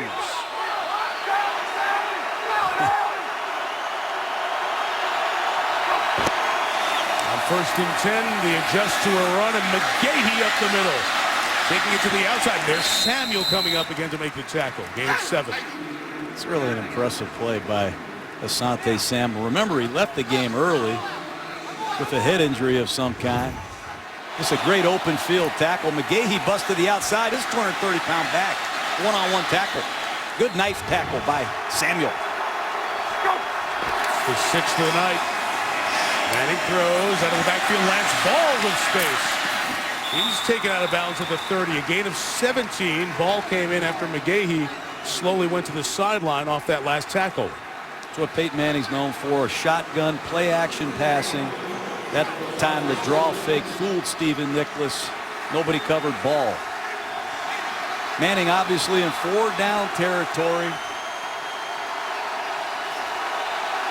And now Atlanta has backed off to a more standard coverage. Unless disguised pre-snap.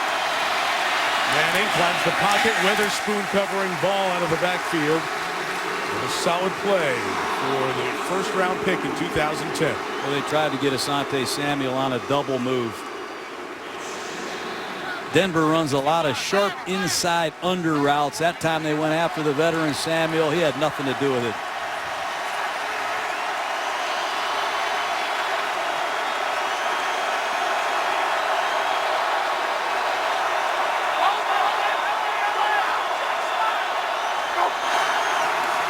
Second and 10, more pressure this time from Atlanta.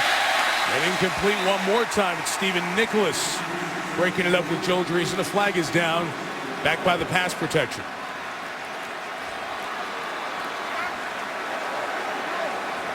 Illegal hands to the face, number 65 offense. 10-yard penalty, repeat 2nd down.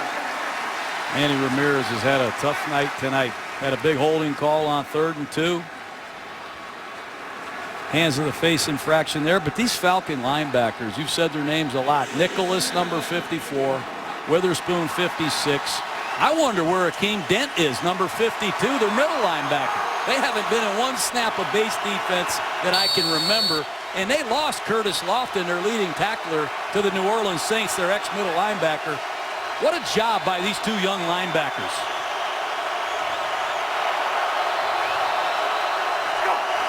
Second and 20, they show pressure and just bring 3. So 8 covering downfield, and Manning tried to hum it in there for Thomas, and a flag comes in for pass interference.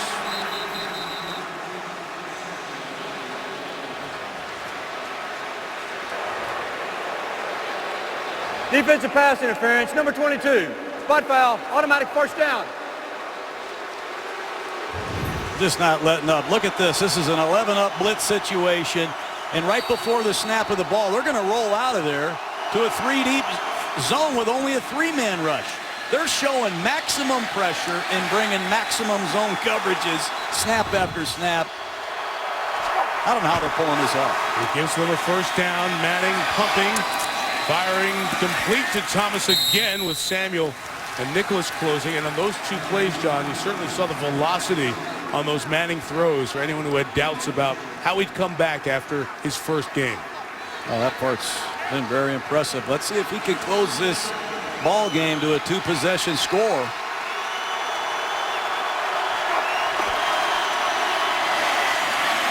Running through is McGahee to the 7-yard line. Now, the way Denver's offense has looked, Atlanta's defense, what they've been doing, in your mind you're thinking it's going to be really hard to come back. But you know it's Manning, and you've seen him do this before. Watch the play-action pass down here. No John Abraham now for the Falcons. He's shaken up on the bench as McGahee pinballs his way down to the 1. It'll be first and goal, and this is a place where Manning likes to go quick and stay out there with this team and not let them sub-goal line personnel. McGahee, one of the NFL's top fourth quarterbacks. He seems to get stronger as the game goes on. All right, Jerry is shaken up for the Falcons.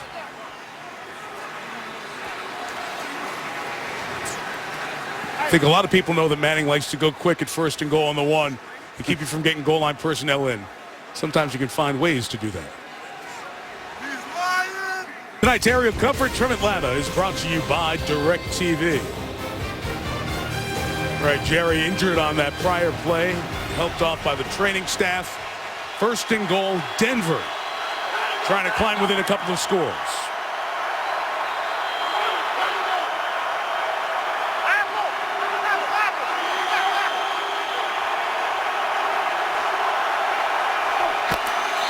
There's movement. There's the outside. Wide receiver got excited. Ball start, number 88 of the offense. 5-yard penalty, remains first down. Get excited. You got bump and run, one-on-one coverage, and you know Peyton Manning's going to give you a hand signal. And looks like you got grabbed in the face mask too. Got to keep your poise out here. Let Peyton Manning give you the signal. You respond to it. Big penalty. 10th of the night. Shotgun run, McGahee again working inside. First hit by William Moore. McGahee marked it 2. William Moore's had a great night. Number 25. Strong safety going to come in here and fill. I like the way he's playing.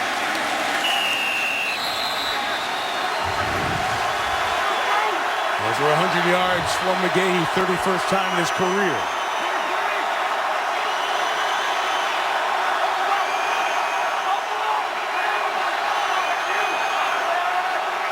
And Stokely a little bit closer. And McGahee runs inside, keeps the pile moving to the goal line and in for a touchdown.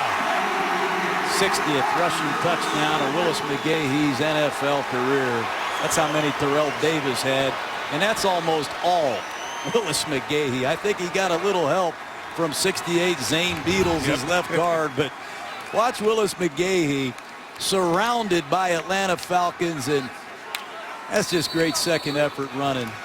60 touchdowns. Not many players have done that.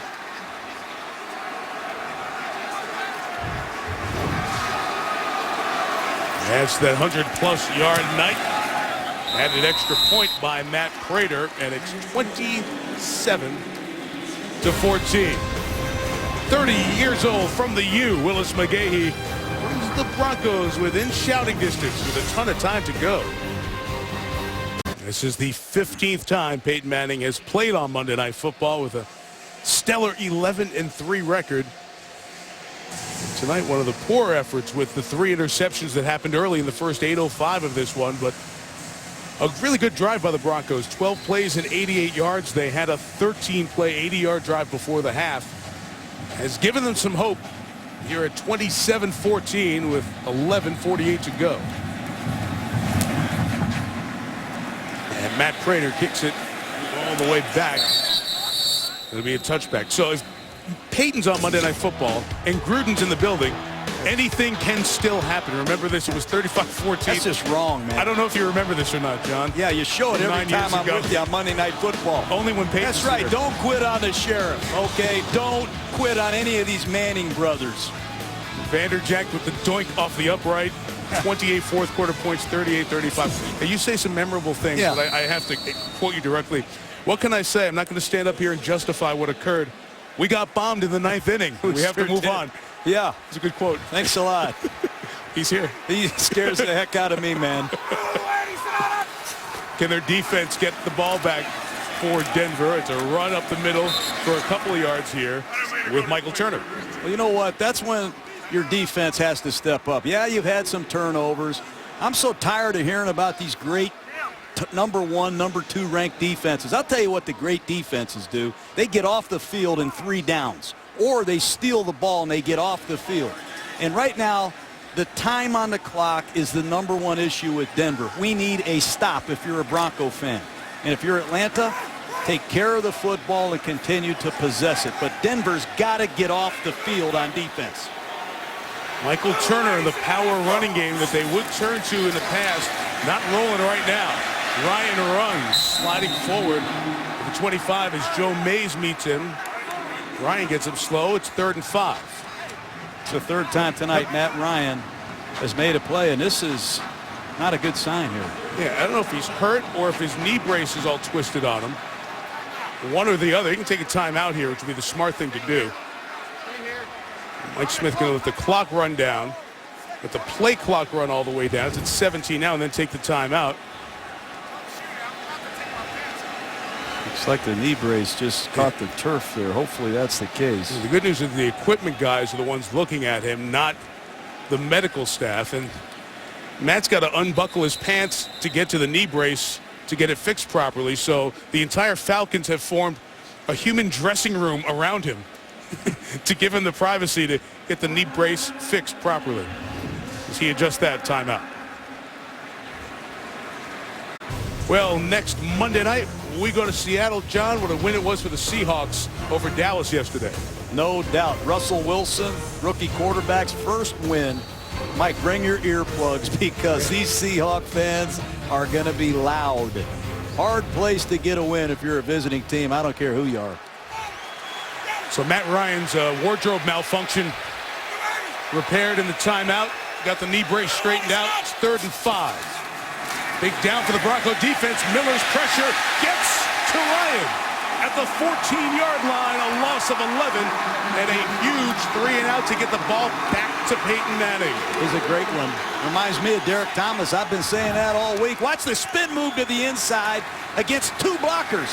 He does not quit, closes down, and takes Matt Ryan down for an 11-yard loss. Tremendous effort and finish by last year's Rookie of the Year on defense. First sack of Ryan tonight. Matt Bosher to punt. Good pressure up the middle. Jim Leonard's back for a 48-yard punt with good hang time. Leonard will get it just to the 39 as they went for the block.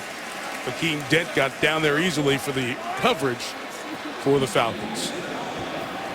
All of a sudden, Mike, there's plenty of time left. Here comes Manning. And he doesn't really look nervous at all, does he? He looks like he's been doing this for 15 years. Critical that the Falcons find a pass rush. I do not see John Abraham back on the field yet. No, he went out with a left knee injury on that last drive, was deemed questionable. And as we look out there, he's not on the field for Atlanta. Noshawn Moreno is the back to start this drive. He fumbled earlier tonight. Look at this Falcon defense. Here's Moreno, the shotgun run. The first-round pick out of Georgia, tackled by Nicholas, no gain. They're going fast now. They're going to snap this quick, I got a feeling. This was the tempo they got into against the Steelers in the fourth quarter. Manning getting rid of it high, and Thomas went up to get it.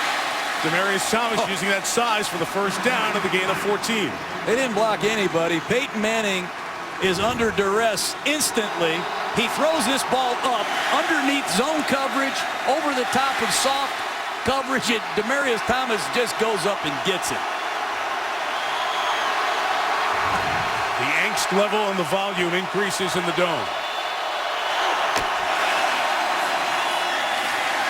Manning taking a shot downfield for Decker. Incomplete with coverage from Samuel. Play action post pass. Stokely cleared out the inside safety. It created a one-on-one to the post for Decker, and Asante Samuel is on the spot. I think it's a good no call.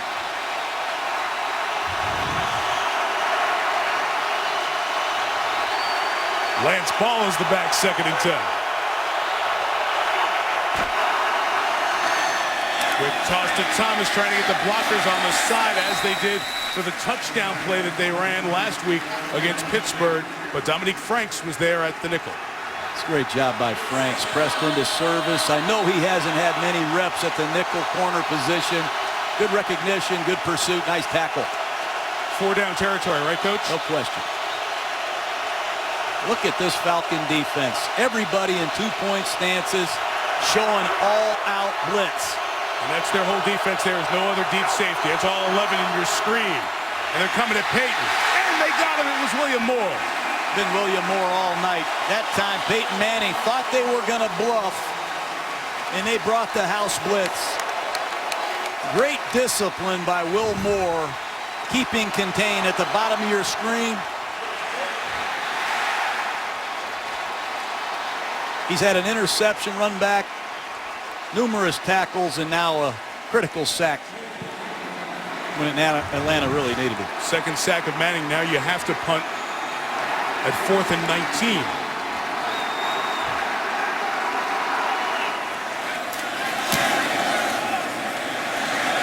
Colquitt had a career long punt on his last one, and this one is killed inside the 5 as Matt Willis goes down to get it.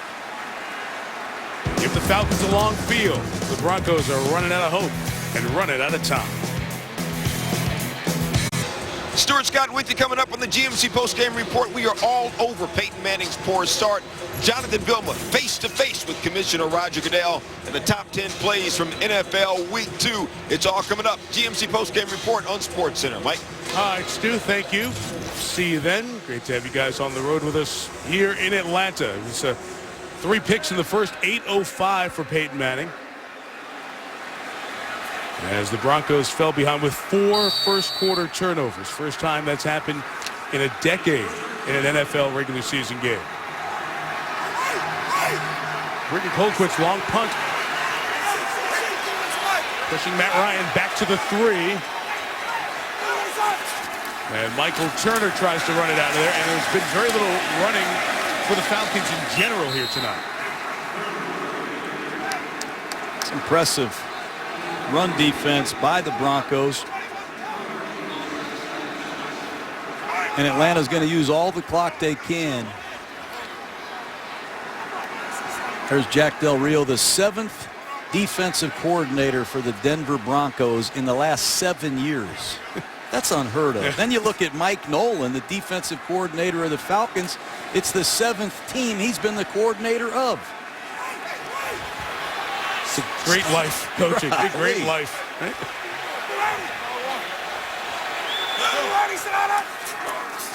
Second and 7, play action out of the end zone. Ryan flushed out of the tackle box, throws it over in the direction of Lusaka Polite, the fullback. Well, that's a common backed up play protection. Everybody's going to slide to the left, and they're going to try and slip the back out in the flat and let Michael Turner cut down Elvis Dumerville. But Dumerville's seen this enough. He's going to have nothing to do with that. Good pressure and a nice second effort by number 51, Joe Mays, as well. Key third down. Well, you said this Denver defense has to come up with plays.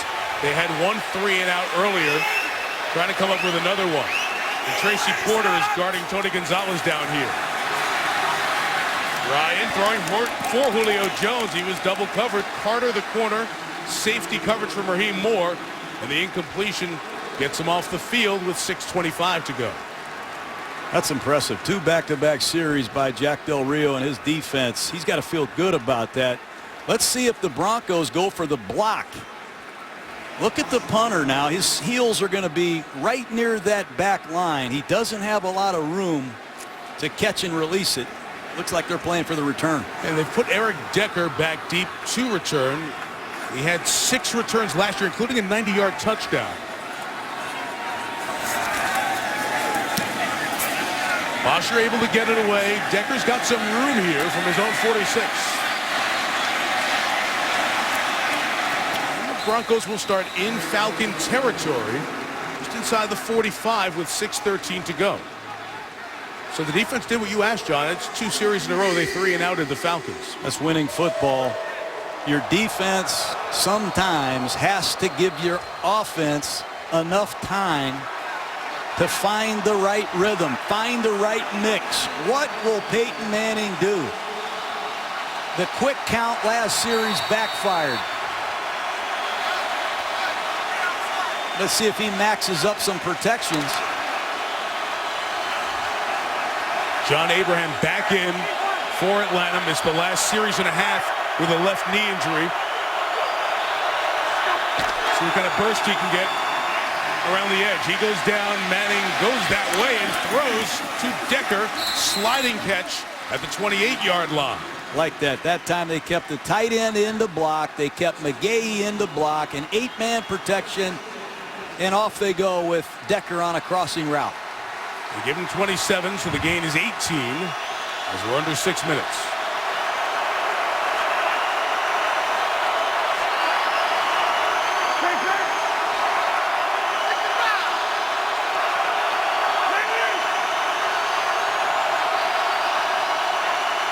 Abraham comes over to the right side as Manning steps into Jonathan Babineau. Second sack of the year for the veteran. That's what happens. John Abraham, who's been the closer around here for many years, gets speed pressure to the outside. You're going to see it coming on the left side of your screen. Manning has to step up, and here comes Babineau and Parade Jerry for the sack. Good coverage down the field. 2nd and 12.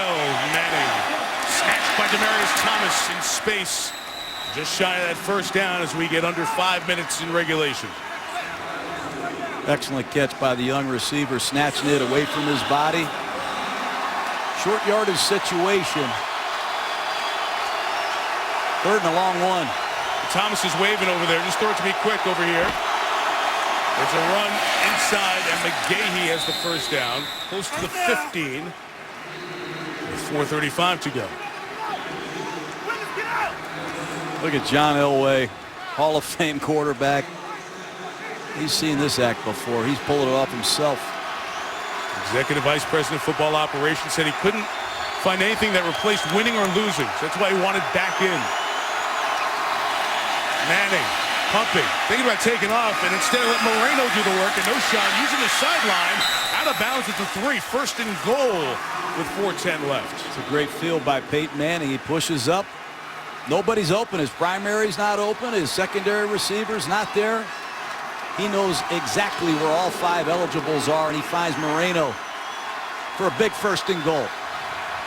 Top of the screen, Demaryius Thomas so good with the ball in the air, being guarded by Asante Samuel. Manning looking left, throwing high for Decker, who wanted a flag on Dante Robinson. Incomplete, 2nd down.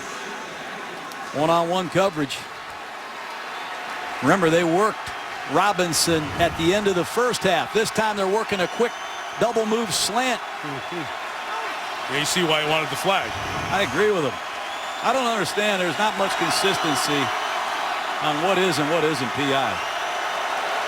Willis McGahee back in for Denver. will be the back, and he's run good hard yards down here out of the shotgun inside the 5.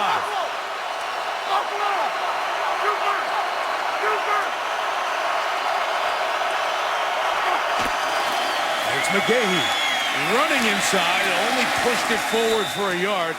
Inside of 4 minutes, we'll have 3rd and goal coming up with a couple of chances to get it for Denver. Manning is positioning his 3 receivers all over the field, and if it's one-on-one, man-to-man, he's going to throw him the ball. If he senses it's a zone coverage, he's handing it to McGahee. And the tighter you get to the goal line, the harder it is to read. Thomas and Samuel still up there to the right. Manning looking that way, throws it high for Thomas. And good coverage underneath by the safety Moore, along with Samuel on the corner, and now it's 4th down. This cat and mouse game all night. That time a play action pass and great recovery by the Falcons secondary and linebacking core. Let's listen at home. What's Manning going to use on 4th down?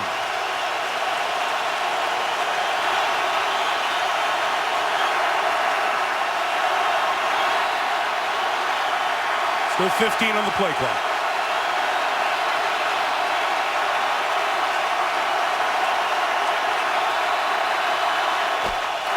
They'll run. It's McGahee. Gets in for the touchdown. How about this, Peyton Manning? A one-back power play behind Zane Beadles at left guard. And it walks in for McGahee's 61st career touchdown. That's a gutty call by any quarterback. Audibling to a running play with the game on the line.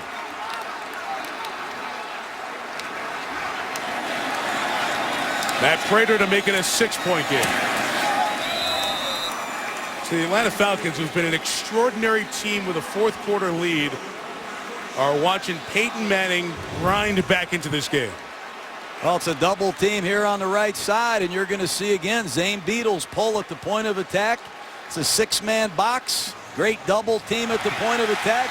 Jacob Tammy, Orlando Franklin, Beadles, and Mora Willis McGahee make this a 1-possession game. And John Fox,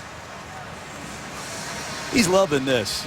He's been a coach a long time, as you know, and he's never had a quarterback like Peyton Manning.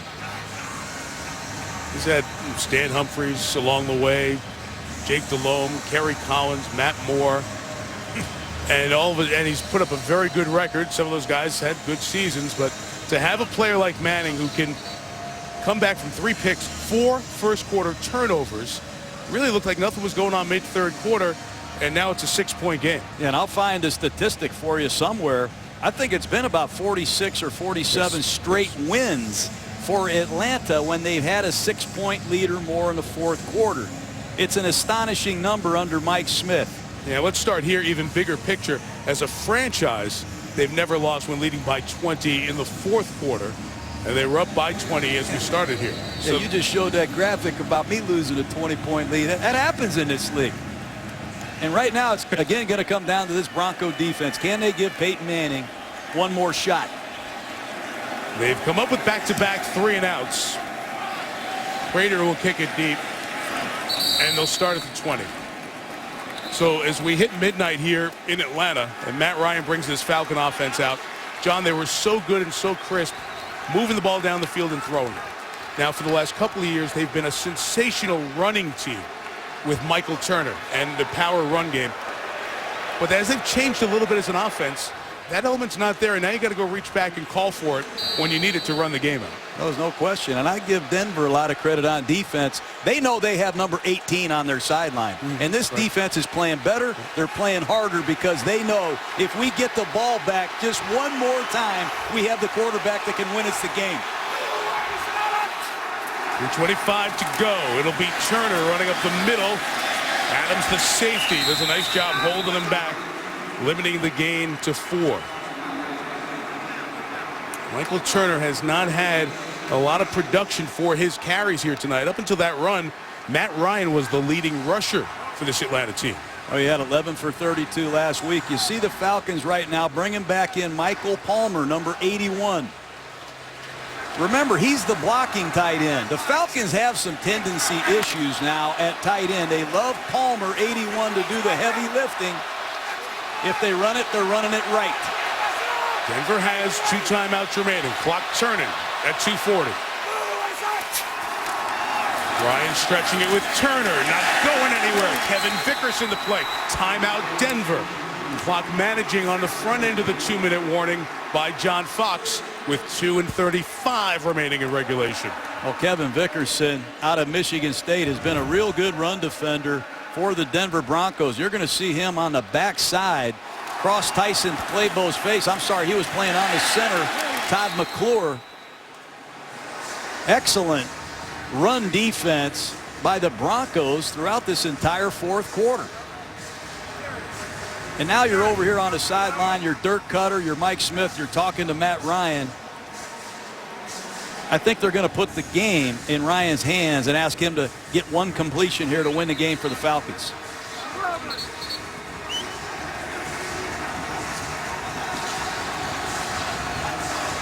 They've thrown it once here in the fourth quarter. Denver's come up with back-to-back 3-and-outs. Von Miller at the bottom of the screen. Dumerville at the top, 2 Pro Bowl defensive ends.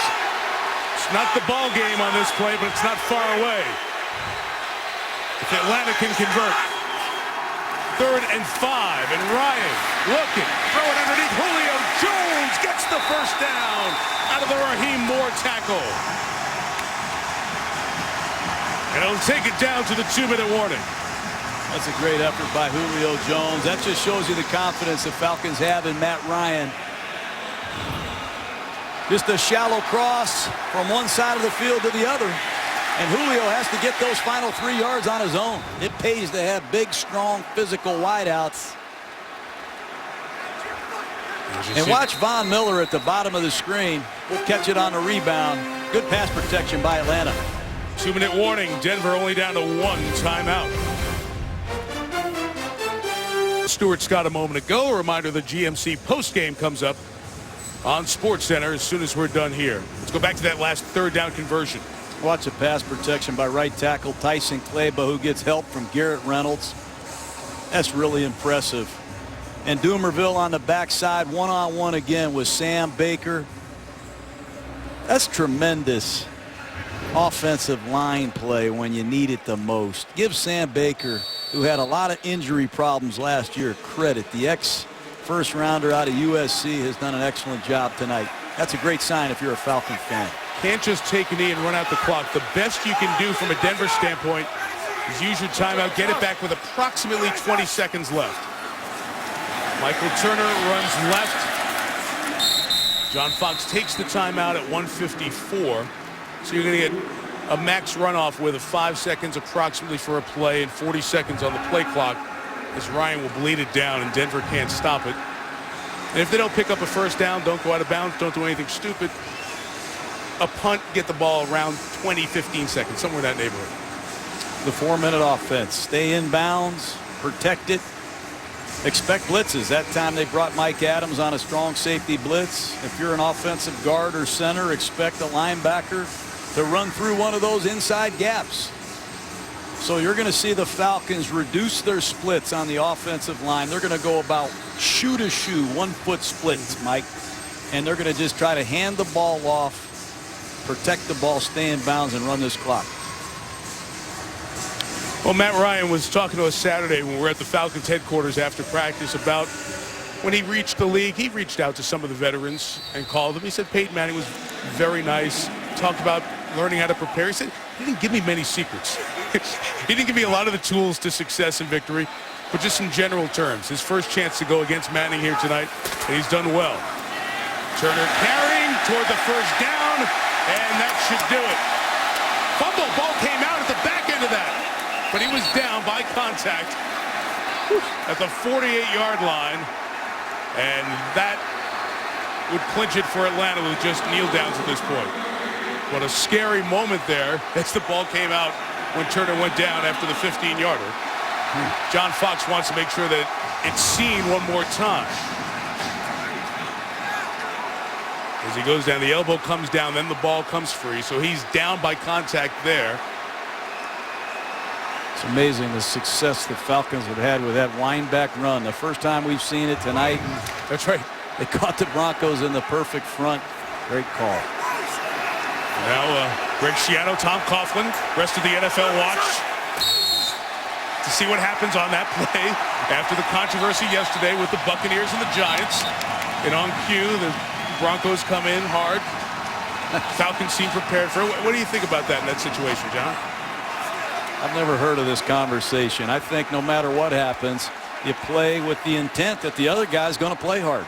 Don't ever relax on any snap. Offense or defense, don't assume anything. But I do agree there is a certain etiquette when you're in the victory formation like this. And there, nobody makes contact. The game ends, and in his first, and who knows, perhaps only opportunity to go up against the four-time MVP and the future Hall of Famer Peyton Manning, Matt Ryan gets the job done. And the Atlanta Falcons are 2-0, and Manning and the Broncos are 1-1. 27-21 Atlanta.